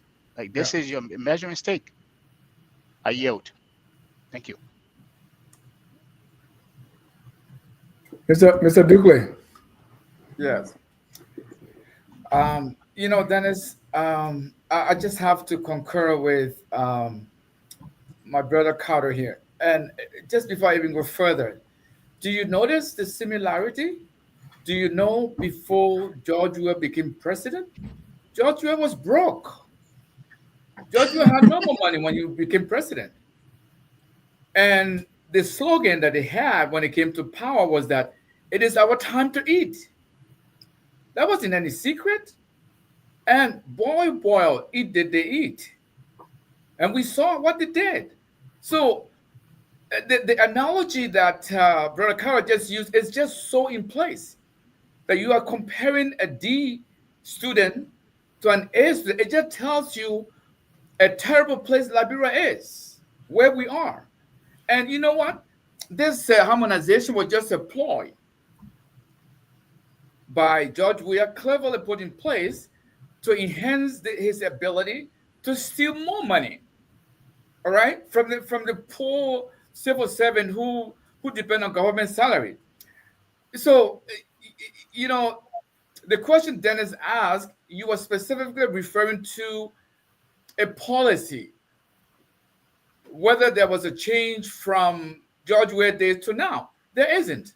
And trust me, the metrics that we were using to sort of assess President Boakai's presidency, I think we see exactly where we are headed, and we are not heading to a good place. And the 12 months of his presidency has just shown us where we are headed. Trust me, George Weah is going to come up to be seen as a messiah compared to President Joseph Boakai, because everything that was criticized during George Weah's time, we've seen everything has resurfaced, probably to a worse level, and it just reminds me of Abraham Darius Dillon when he came, the change man, the light in the darkness, who is going to show us the light out of the mess we're in. And where are we today? Where is Abraham Darius today?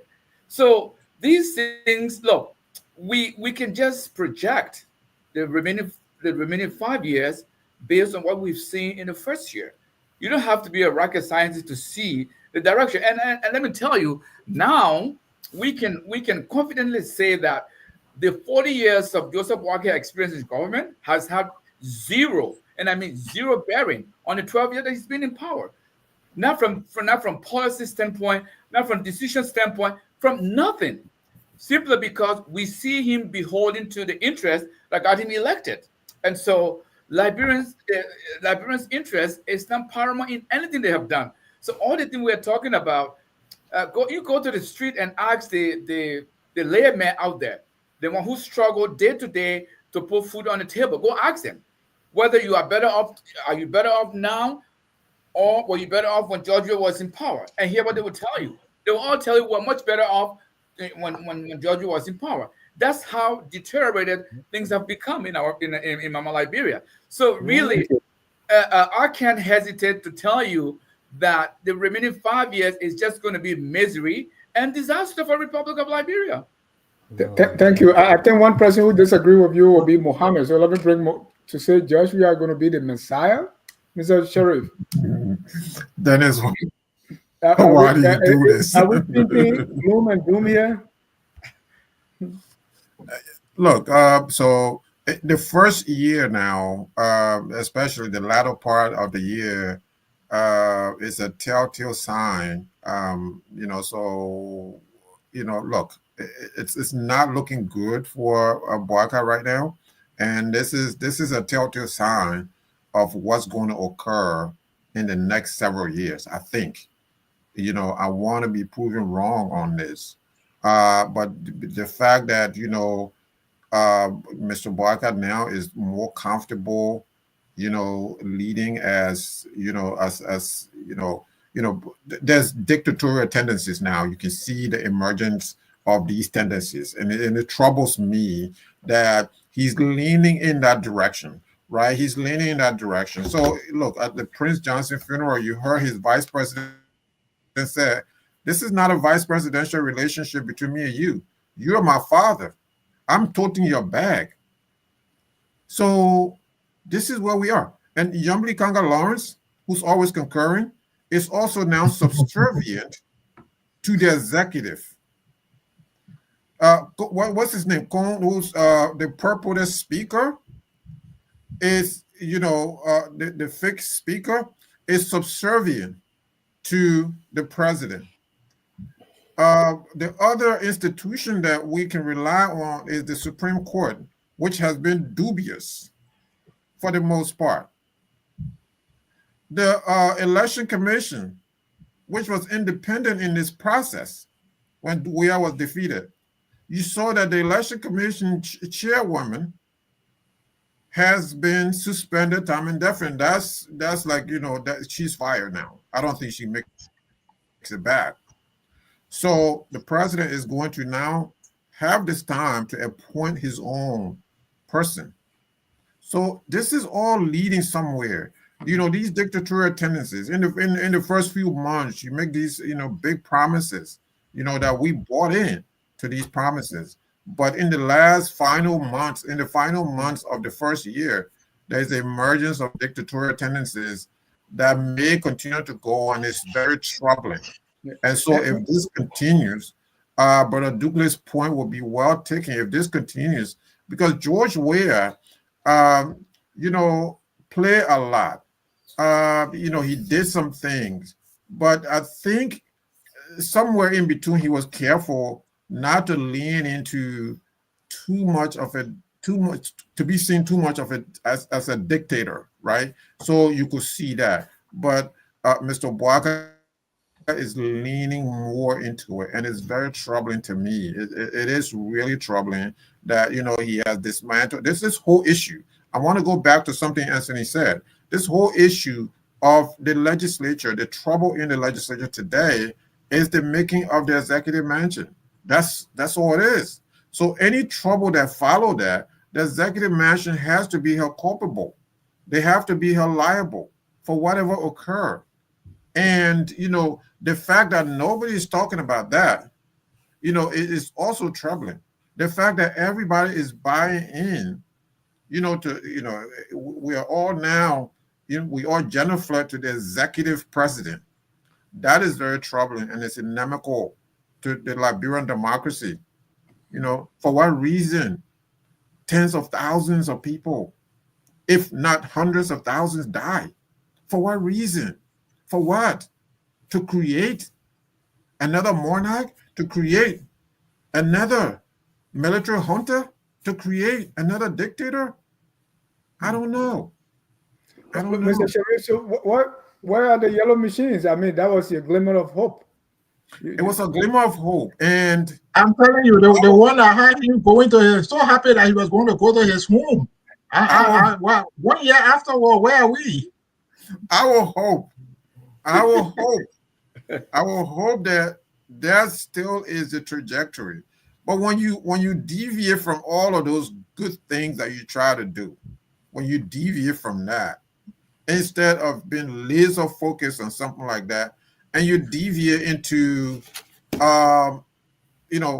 accumulating power, for 2029, when you're not looking when you're not looking to do something in 2025 or 2024, 2025, and you're looking ahead to 2029, you're accumulating all this power. Again, my question is for what? So now the whole issue of the yellow machine has now somehow become secondary, and this issue of getting the speakership has preoccupied Mr. Boakai to the extent that there is nothing going on now with the exception of grabbing that power. And once you can grab that power, which they said they haven't, but if they do so, then what next they're going to go for?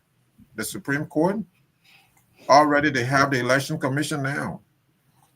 Dennis is very serious. The police.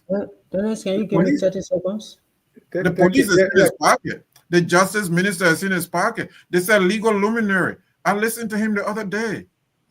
I had to, shut it down, shut my computer down. Like, I can't listen to this guy. He's not a legal luminary. He's not. Thank you, Mr. Sheriff. I mean, I understand, Mr. Sheriff, going to school, you got to a creek, you got to take out your clothes, put it on your hair, and walk in the water. So the yellow machine was very exciting, but I'm feeling a little sorry. Thomas, let me give you 30 seconds before I go to... Yeah, just 30 seconds quickly. I mean, on the governance side, there's no question that there has not been challenges on the governance side. And this is something that is extremely important. Even the MCC that I spoke on earlier, we need to make sure that as we are even developing the compact, we do not continue to retrogress or fail on specific indicators. And if we need to be very careful, it needs to be on the governance side of stuff. But the issue I wanted to highlight was this issue of the 70%. Since the AID plane came out, they're not funded. No, that's why I want to speak about. Since you said 70%, I need to be clear. Go ahead. Yeah, I'm coming to it. Since it came out, like people say, it's a long document of 305 pages or over 300. One of the things that I am excited about this is that, unlike in the past, when we used to fly people from all over the world to come and help us even write our development plan, this one was written by Suba Bele in one institution that I think is owned by Dr. Gateway McIntosh and the former Elisha Shoniwe. So this plan was developed by Liberians, talking to Liberians and putting this plan together. And when it comes out, instead of people taking their time to read it, they just go say, oh, the government developed the plan. They say that donor partner will get 70% of the money. And I don't think at this level, we should just be, that's the only line in the plan that we should be talking about based on the effort that went into it. The plan says, and I have issue with that figure that the government of Liberia said they are going to fund. It says the government of Liberia will fund 30%, which is around 2.5 billion out of 8.38 billion. My issue with it is that last year budget was 738. This year is 800, over 800. And the Liberia Revenue Authority is saying that we want to push to $1 billion. So if we take this 1.5 and get to $1 billion for 1 year, we've already exhausted the 2 billion. So I have issue with the 30%. But the plan says that other development partners, including the private sector, and the aid that we get from other countries, we fund 70%. I think they put private sector at 35%, then they put international development aid at 25%. So to just look at that line in the plan and say, oh, they developed the plan and say, donor will pay 70% for it. That's Dennis, not true. Can I have 30 right? seconds? That's not true. That's not what the plan says. The plan is right here. We can read the line that is there. I mean, we don't have to say it because currently the government is using 90 to 95%. The government is currently using 90 to 95%. of its income on recurrent expenditure, and they have not cut back. So where will the money come from? Thank you. Can I get 30 seconds, please? We got it. I want us to move on because time is. Let me get 30 seconds because I think we're misconstruing information I here. want Thomas to end. Thomas is calling from Monrovia. So my point is, for us at this level, people looking up to us to explain what is in that plan. If we go directly by what all these other people are taking and putting on Facebook, then we are misinforming the public that listens to us. That you just develop the plan and say they just split into two. It's not when they split into two. Right. Then it says 70% will be given by the partners. And when you say the partners in Liberia, is these development partners. And also you have to understand, but part of that money that the partners give to us, in some instances, is a loan. Even though it comes like it comes from the World Bank and the African Development Bank, but we have to pay for it. It's our money. So let's be a little careful with the way we say these things. Thomas, the clarification is the 70% is not just donor funded alone. Yes. It's a private sector. Because let me get 30 seconds. It's just that we I don't want to say this. Let me get 30 seconds. Please, 30 seconds. I promise, just 30 seconds. You see, and this is why I keep saying we shouldn't misconstrue information. Perfectly, Mr. Freeman pointed out. You know your budget, even though all of it didn't come from revenue, right? Was over $1 billion. This gone 2025. Now over $1 billion, including the loans. Go look at it. Go when you leave from here. Go look at it. You can come back later and talk about it. Budget is not over $1 billion. It's not true. Okay, including loans. I'm telling you, including loans, what is there? Go look at it. You'll confirm it later and come back here and confirm it because I took a look at it. Anyway, let me make the point here. The point that I'm making, you talk about private sector. Tell me the level of private sectors in Liberia. You know, this is why I keep saying, like, to put things on paper, but then trying to convey that to people who are looking in the economy and see what is happening. Show me the level of private sector in the economy. HPX, Meta Steel. Those are loans. For 5 years. It's for 5 years. Let me finish. Those are but loans. Don't look at the current investment. No. Let me over the next 5 years. These are loans. You already at $2.5 billion on a $134 million servicing fee that you're paying on the loan that you currently have. And you're telling me you're going to take on another loan for a budget that we spent over 90% on, which a fraction, I think 50 million goes towards public sector investment. So you put out these figures and then you come out here and tell people that this is what it's going to do when we actually are looking at the numbers. It is unsustainable. It cannot you are looking at the numbers and conveying a wrong message. It is unsustainable. We can debate that later. My point to you is that don't say that 70% will be paid by donor partners. It's not true. Yeah, right. So I mean that is clear. It's not all donor. Hold on. Let me go to Anthony because we're talking about these three things. The private sector, they're going to give us free money or what? Hold on. Sector is invest in the economy. They invest in the economy that contributes to growth. So what private sector? There's no private sector in Liberia, my friend. No, one second.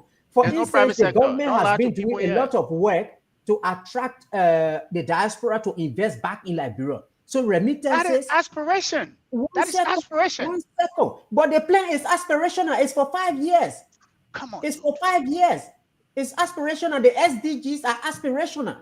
Every plan is aspirational. I rest my case. Thank you. Thank you. Mr. Sia, let me go to you. And let me add, with the NSA, you know, there was budget money sent to the NSA. President Boakai got in office, say, well, we're going to audit the NSA. And later on, he pulled back. But the money that they were auditing that was, you know, kind of sent to the NSA, President Boakai administration has surpassed that already. No new policy or the same old. Dennis, I don't see a new policy. What our country needs is a paradigm shift. And when we talk about policies, those policies should be very robust and intentional. I don't see austerity measures. Thank God our resident economist is here.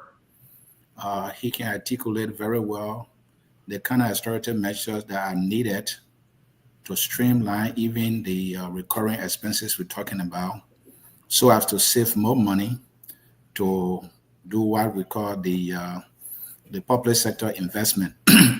The current budget, the first budget of the Unity Party government allotted only $51 million for private public sector investment. My understanding is that is money that is intended to be invested to improve social services to lead to quality of life. $51 million were put in that first budget. Yep. That was 51% less than what we had in the last budget. Now, this is their second budget. I look at it, and what they have there right now, if I still remember the figure, is around, I think, 167 million that I saw. That is for public sector investment. Now, if you look at what is being set aside for the running of the government, it is almost to 85% of the budget. So we cannot sustain this, and all of the politicians and even the economists agree. And that's why in one other show I said, can a president say to his finance minister that give me a budget that cut recurring expenses to at least 60%, so that we can commit 40% of the budget to our people to improve services?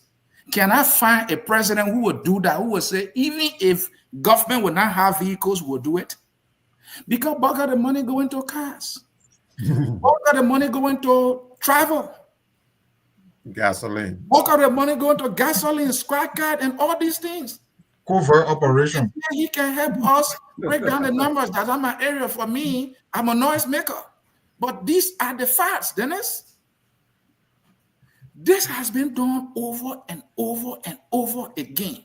So just by looking at that alone, the fact that Mr. Baka's first budget is the worst budget, if you compare it to Weah budgets, there's no policy change. Even this one did not do even better. You measure the NSA. President Boakai and the Unity Party now even committing more money to the NSA, the scheme that they wanted to audit. The place has not been audited. They saw the wisdom in auditing the place because Konyene will tell you this is the place where they carry all the money laundering in the country. Yeah. No audit whatsoever. And they will tell us that that place cannot be audited for some weird reason, which is a lie.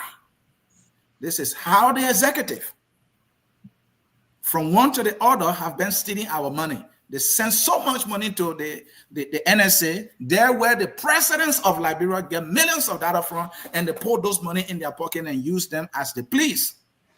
With no question asked, with no order whatsoever. Mr. Boakai has refused to change that, even when he made a policy pronouncement that he would do so. He made I will call it 1 million degree turn on a significant pronouncement that he made. What will he stand for? To show that he is different from the one who came before him.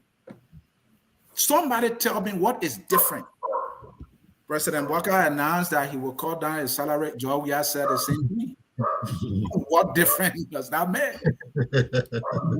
If you really want to make a significant, now I saw a senator celebrating that the government has allotted more money to the University of Liberia than the previous government. Well, I asked the question, how much is that? My people, it didn't even reach $40 million. The University of Liberia, the nation's #1 university, it didn't even reach $40 million. That university did $500 million for it to run. And a senator has no understanding what less than $40 million can do or cannot do for the university, and he's celebrating it. Dennis, it is a sad story for our country. I saw people came from MCC. They are at the finance ministry. They have been given front row seat. And we have our brothers and sisters for the Unity Party on Facebook celebrating. Is there a new movie? The Unity Party government was giving 500, my memory serving was, it was 500 million plus. Yep. Where did that money go? What did that money improve? No. Nothing. Now, I see our friend Sam Wallace saying that the LRA has exceeded its projection. Is this the first time? Samuel Tuer is on record for saying that they are collecting record-breaking revenue, but then they were owing salaries to government employees throughout the time. This Sam Wallace guy, does he think I'm descending on him? When was the last time they went to Liberia? The LRA has been saying this thing that they will raise our budget up to $1 billion. This pronouncement has been around for over 16 years now. They have not achieved it. I find the solution is simple. If only the LRA, the government of Liberia, can say, look, starting next year or the year after, anybody paying government taxes should do it through mobile money. The mobile money system works. The Liberian government will collect over $1 billion in Liberia. Let them put this to a test. I know they set up something they have it now. People can put their taxes through mobile money, but let it be mandatory that all government ministry that government taxes, government revenue should be done through mobile money. You don't have to have a mobile phone to pay mobile money. You can carry the money to maybe the vendor down the road, give them the money. They will pay for you. Liberian government will collect $1 billion in revenue in a single year and even exceed that. Can we have a president who can mandate that? No, we will not get that person. We will not get an LRA boss. We will not get a finance minister who will say that because they want the bucket to be leaking. When the bucket leaks, they get what they want. I rest my case. Thank you. Let me bring in Dr. William to conclude on this, and then we start taking calls. Fast check, Liberia never go 500 million. Well, in terms of what did you just say? Support to the never go 500 million. Thomas, support to the Salif government was 500 and more. You are wrong. I'm going to pull the record now and give it to you. From MCC? The government got a compact that was over 500 million. Not true. 256 million. It's not true, Anthony. The recent one is 500. The one before was 256. 256. And before that, the issue about what I tell you. Let Dr. William come in. We're talking about the new policy or old policy, harmonization, WAEC, school fees, the NSA. So a couple of things. Today, just listening to President Trump, one of the things he's coming with as one who has had at least 4 years in government and coming back to begin the second 4 years, he's come in with a new outlook. A lot of America's engagements around the world has been around energy. And so what has President Trump done? He has made a shift to drilling for oil locally and reducing America's reliance on other countries. That's a major shift. It's clear cut. You have a direction. You know where the country is headed. President Boakai has been in government for over 40 years, and we're still looking to find which direction he wants to take our country. Now, in a conversation I've had with folks before, it's humorous to consider that the president has already done what he set out to do, to get George Weah out of the way. That's his job. That's his legacy. He succeeded in it. Where do we take Liberia going forward? The issue of the contention that, policies haven't changed. No, they haven't. Because as an economist, and Thomas, you're an economist as well, you know the university is not in the best place to go full free tuition, given the number of students it has to cater to, the operational overhead that it undergoes to run a university. One of the first things you think a new government would do is to say, listen, while the previous government have done that, it's a commitment from the government, we're going to review it, and even as much as ensure that if undergraduates will have free education, graduate schools shouldn't have.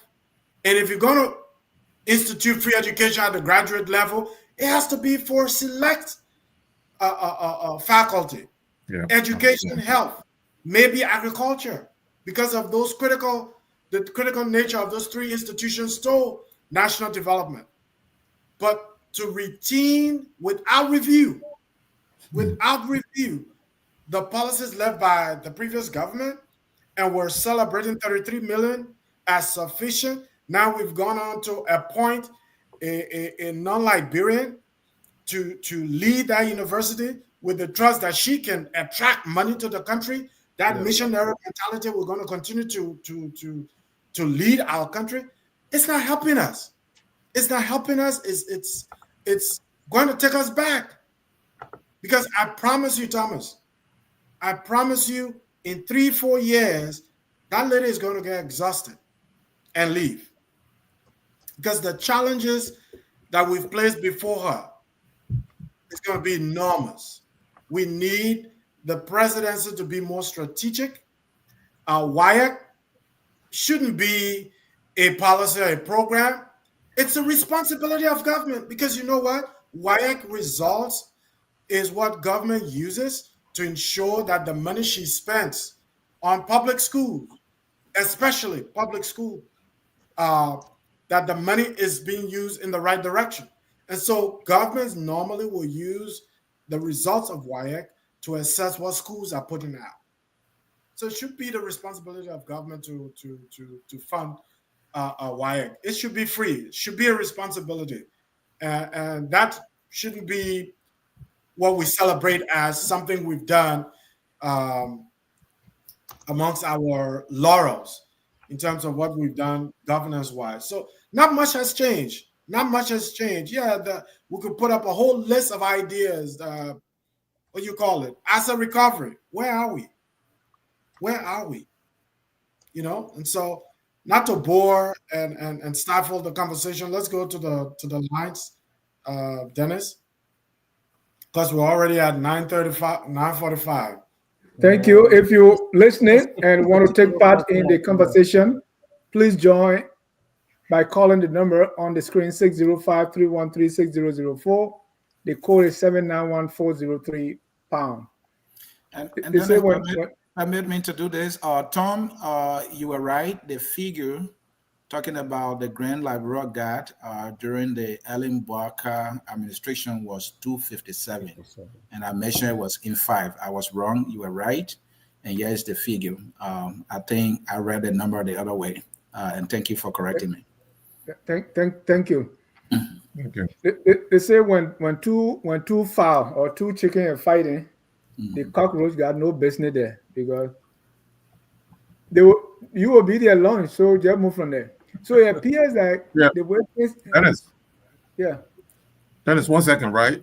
So Anthony, still the point is that 257 million.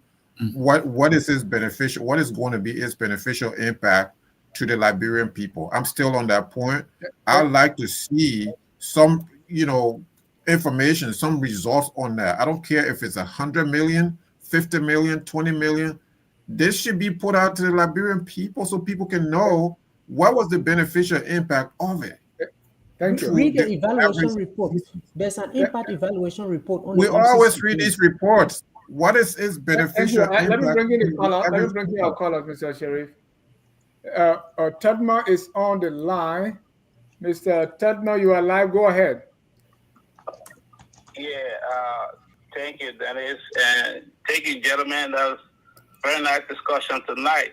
I just want to lay out a couple of things, Dennis, and I will touch on the first thing concerning the Liberian government in relation to the new administration over here in the United States. All I can say is, listen, we need to learn from. I'm not saying Liberia should go back to a military form of government, but I think we need to learn. The Liberian government need to learn from Burkina Faso leader. That's all I can say. Let's learn from Burkina Faso leader. If we are saying that a military leader up to 70%, can you hear me? Yeah, I said they made a military leader. Yeah, that's what I'm saying. I'm not saying we should go to a military form of government, but I'm saying we can learn from him. Okay. We can learn from his leadership, what he's doing in his country for his people. We can learn from that. I hope you guys have been reading. Dennis, I've been sending Humphrey Africa articles, So you guys look at it. Okay, let's just move on. I mean, in relation to this country, Liberia, and the United States, and then I think someone make the comment that, listen, we need to get away from this attitude that the United States, we need to cut our own path. Until we do that, we'll never be developed. And then we have an 80 years old president, and we say he have a vision for the country. Are you kidding me? 80 years old president have a vision? This man have no vision. I will leave it like that. And let me just move to the next topic concerning the investigation that's going on right now. I can tell people right now, I don't know how many of you on panel have ever read a novel written by Reginald Rose, The 12 Angry Men. If you haven't read The 12 Angry Men, or probably just go watch that movie, The 12 Angry Men, Henry Fender. Watch the movie. I will just leave it as it is. We got counselor over there. They watch the movie 12 Angry Men. They even know what I'm driving at. Or read a novel. If you can read a novel, find it and read it. It's very difficult to find. Find and read it, or the best thing I would advise that just watch the movie, The 12 Angry Men. Or you can take that note and go and watch it. 1957.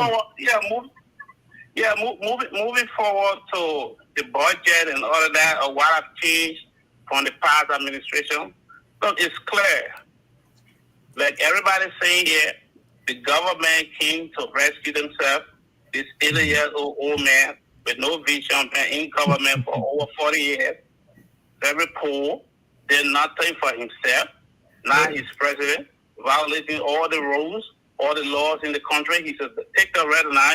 He's leading to a dictatorship, like Sherry said, and I agree with him 100%. This man is a dictator. You grab all the power to do whatever he want to do, and nobody question him.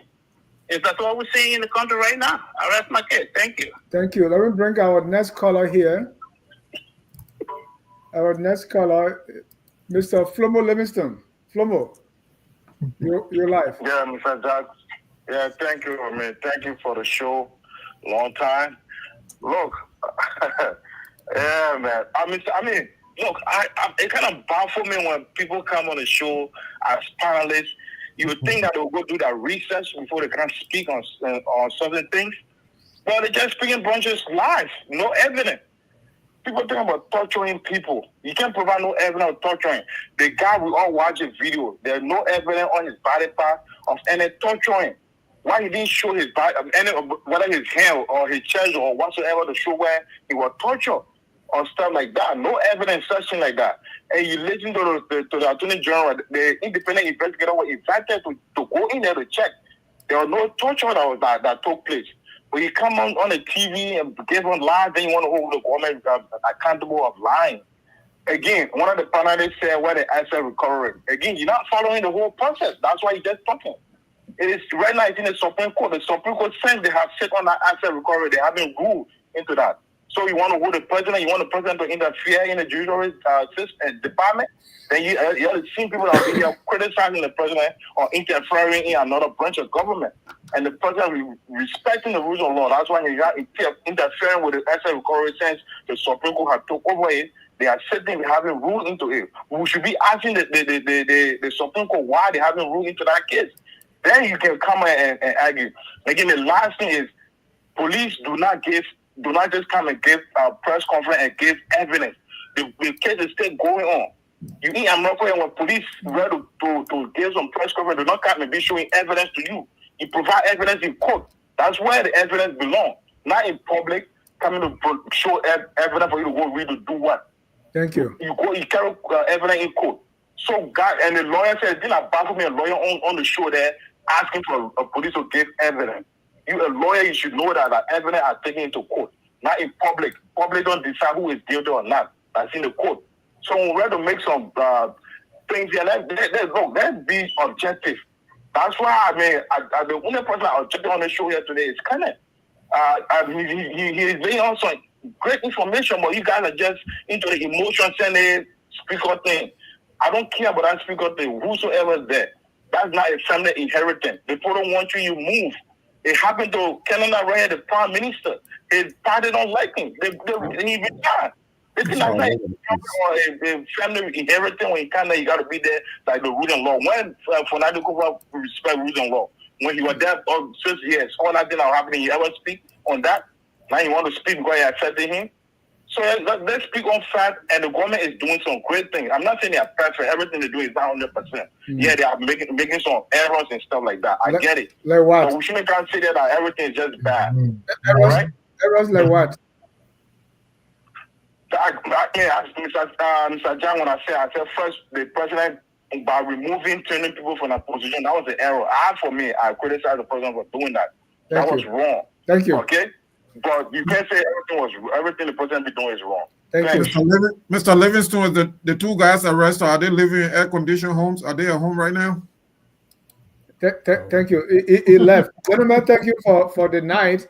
Time is fast spent, so within the next 7 minutes, let's make our final closing remarks, starting with Mr. Kane, who is in Monrovia. You have less than a minute, each of you, for your closing. Mr. Kane, our resident economy, you start. Yeah, just quickly. I think, like I said, the relationship of the current U.S. administration with Africa as a region, that's something we have to follow to see if they will develop a strategy for their engagement. Specifically on Liberia, that's something I think we will have to work on to be able to build a relationship that we want to see. On the issue of the fire issue, like I said, there have been too many things coming out. We just need to follow it closely to see how it actually proceeds.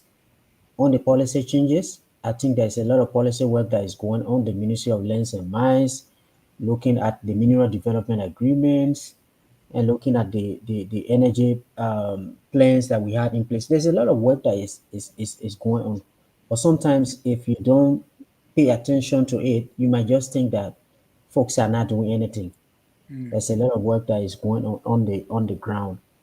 And in terms of the next 5 years, I think generally we make progress beyond what the progress that we made over the past 6 years.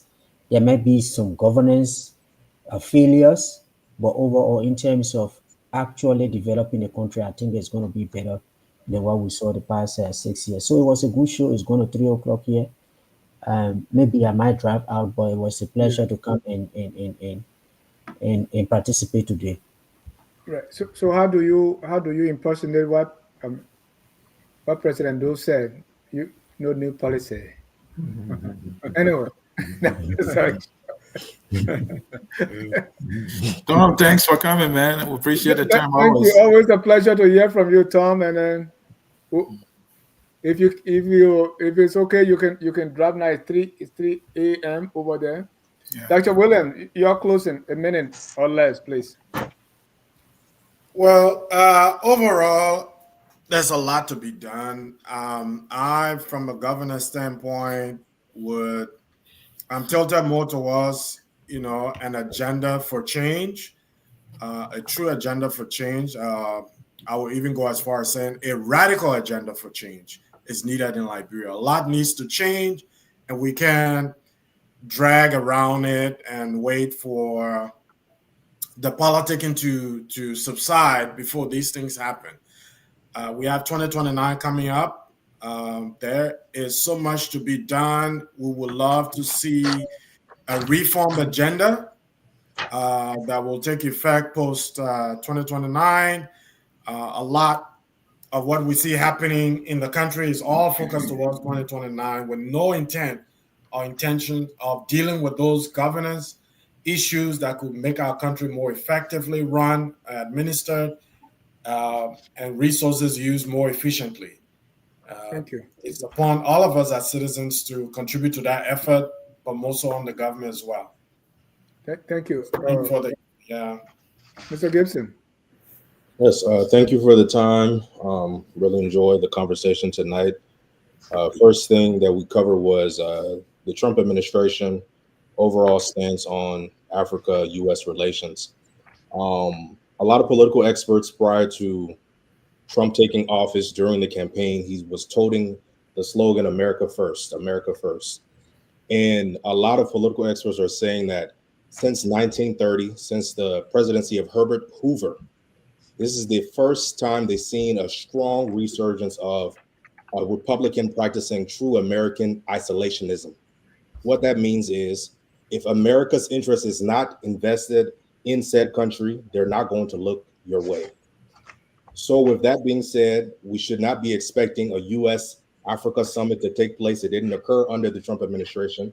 This was something that came back during the Biden administration to ensure that they were also forging their grounds and laying the groundwork to continue to be able to have a larger presence within Africa as a whole on the continent.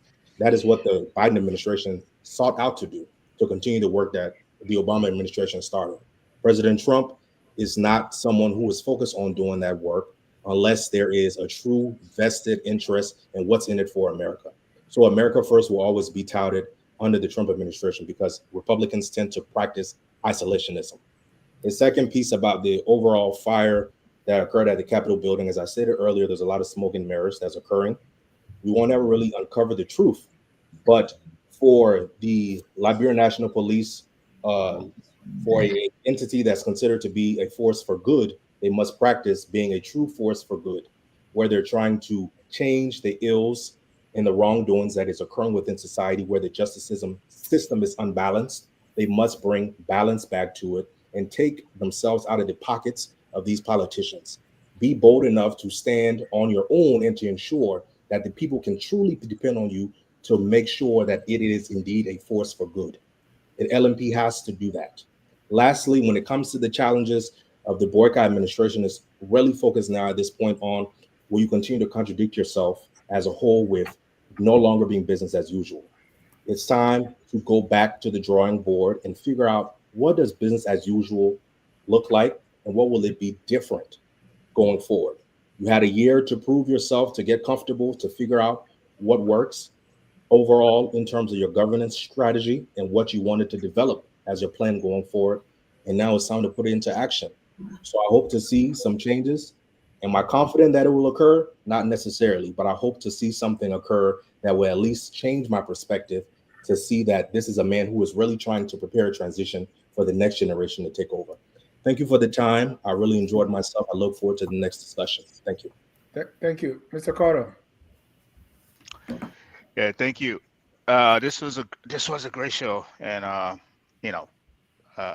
glad I was able to contribute, and everyone here as well. There's just one point I have to make, in my closing, and I wish Thomas was still here to listen to this piece. He's listening to you. Nevertheless, hopefully he get to rewatch it. Listen, we're not pushing back on you specifically or people who promote this government. We're pushing back on specifically the narrative that, the perception that they want to give us that they're doing so well when they're actually not, and that's what we're pushing back on. For all of us here, we've seen the transition. We've seen the progress over the last 12 months. For instance, when they came in, they began to make a lot of appointments with no idea of how these people will get paid, right? We've seen a bloated government. Again, this is a government that campaign. We are pressed with time, so yeah. Let me wrap up. Right, this is a government that campaign on, having technocrats. The exchange rate continue to rise. They have not responded to that over the last 12 months, right? And given we have a fixed exchange rate regime, so they have not done anything to that. So I know we're pressed for time here. I have a lot to say. I wanted to make another point on the fact that this whole agenda that they put out, the agenda. Let me land quickly.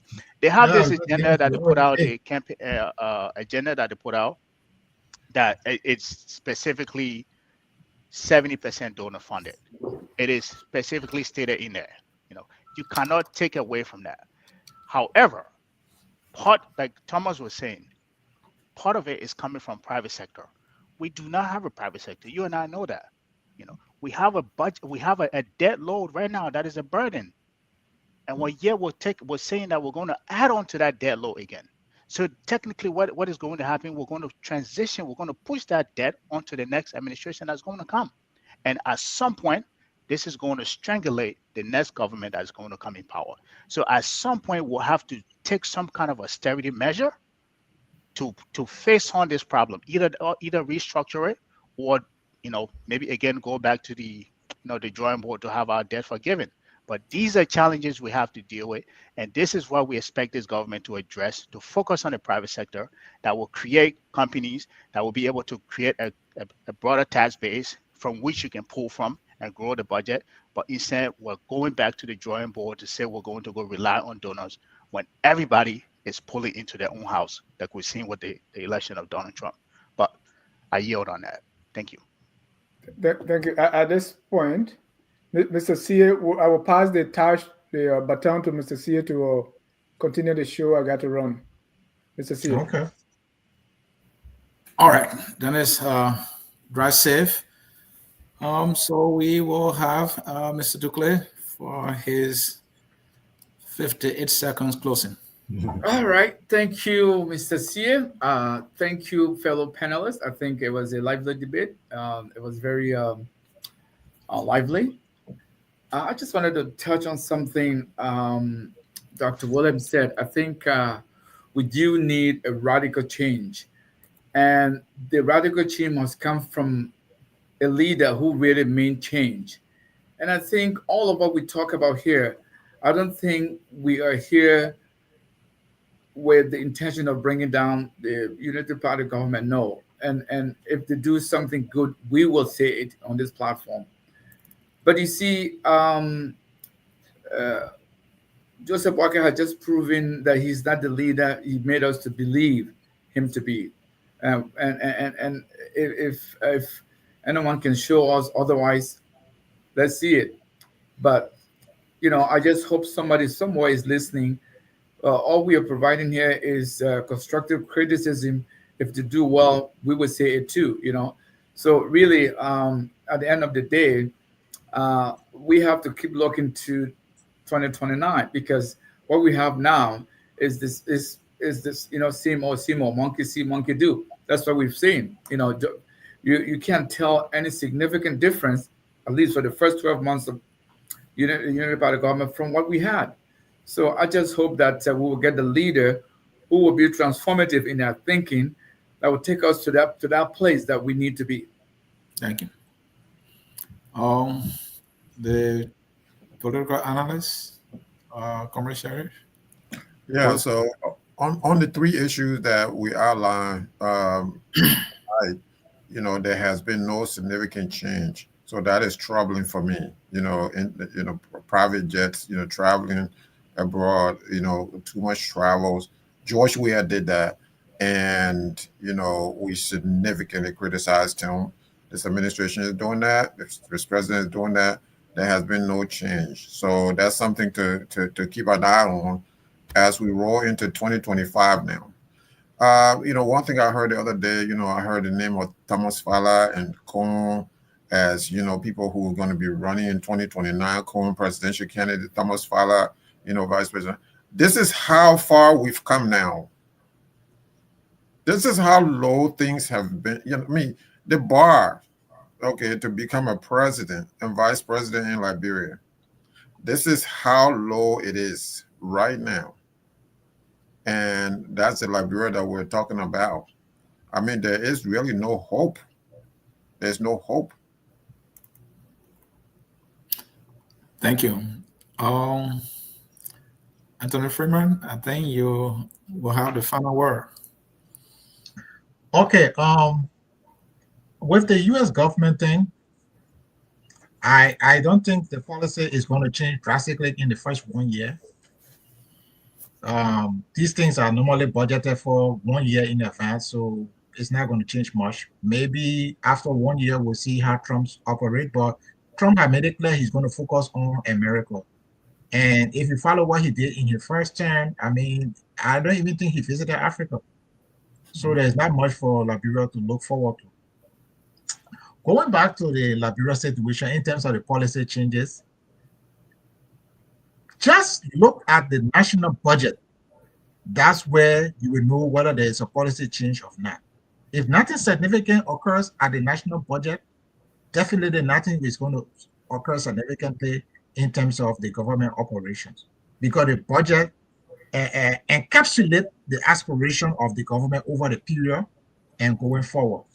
So the idea that you can get something for nothing, that you will not make any sacrifice, you will not cut back on your excessive spending, you will not cut back on corruption, you will not do nothing, but at the same time, you have money to make development expenditure. That is a very silly idea. And people continue to harbor that notion that no sacrifices, but somehow magically the government is going to get funding to provide for its investment drive. That is not going to work. So if you're going to know if the government is going to have a policy change, you will see in the budget document, because they will discuss maybe cutting back, resizing, restructuring, downsizing, so that you can have savings, and those savings can be redeployed for developmental purposes. If none of that is happening, there is no policy change. Regarding law enforcement, people always talk about the police. Why is the police always in favor of the ruling party? Mind you, this police we are discussing, if it were not UP, if it was CDC in power, the police would have been doing things to favor the ruling party. And if it were not UP or CDC, if it were even ABC party or XYZ party, the police were going to be doing things in favor of the whoever is the ruling party. We got to find out why is that. I think the issue of the political party or the president appointing these people and being the one to terminate them, put them at the position where they have to be subservient to their political masters. So a lot of countries have moved away from that model, not just police, but prosecution services. Those people do not need to serve at the will and pleasure of the president. We need to restructure those institutions so they are independent, so they serve all Liberians and not necessarily the ruling party. We're talking this thing today. Even if we move UP from in power today and pull party KYZ, the police will suddenly become operating in favor or to please party KYZ. That is not the kind of country that we want. Yeah. Specifically on the Capitol building thing, the NSA can do all they want, the police can do all they want, but if you obtain evidence in the wrong way, or if you try to obtain evidence in an area where you don't have the legislative or approval, the case is going to fall in court. So the police, they might be happy because they got extraction, they got false confession, but you go to court, the court, eventually there is a trial and the case is dismissed. And people say, oh, you know, the court is biased, or the court this and that. No, watch the way you go about gathering your evidence and the way you go about packaging your case. It's so sad that at this level of in Liberia, we are still talking about torture. But it's not surprising because the police is unprofessional. The police believes that they serve at the will and pleasure of the president. So anything the ruling party wants, the police believe it is their duty to do things to please the ruling party. Until we can get to the point where both the police and the prosecution services will operate only in favor of the law, we will continue to have a prosecution services and a police services that dance to the tune of the appointing authority. So I would like to end on that note. Well, folks, a great discussion, and thank you for coming.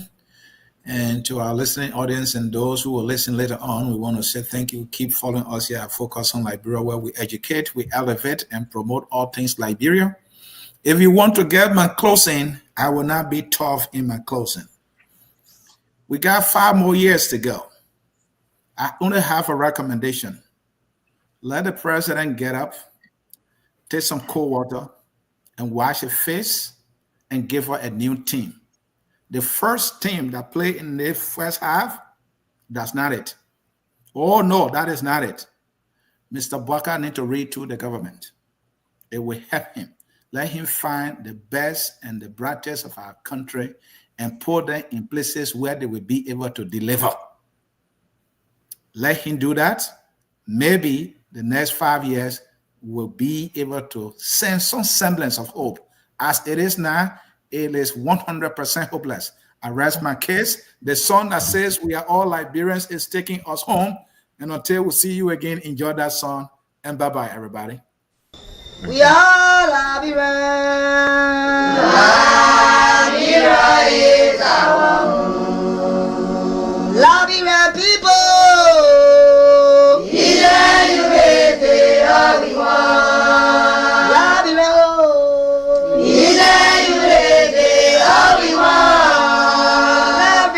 Liberia.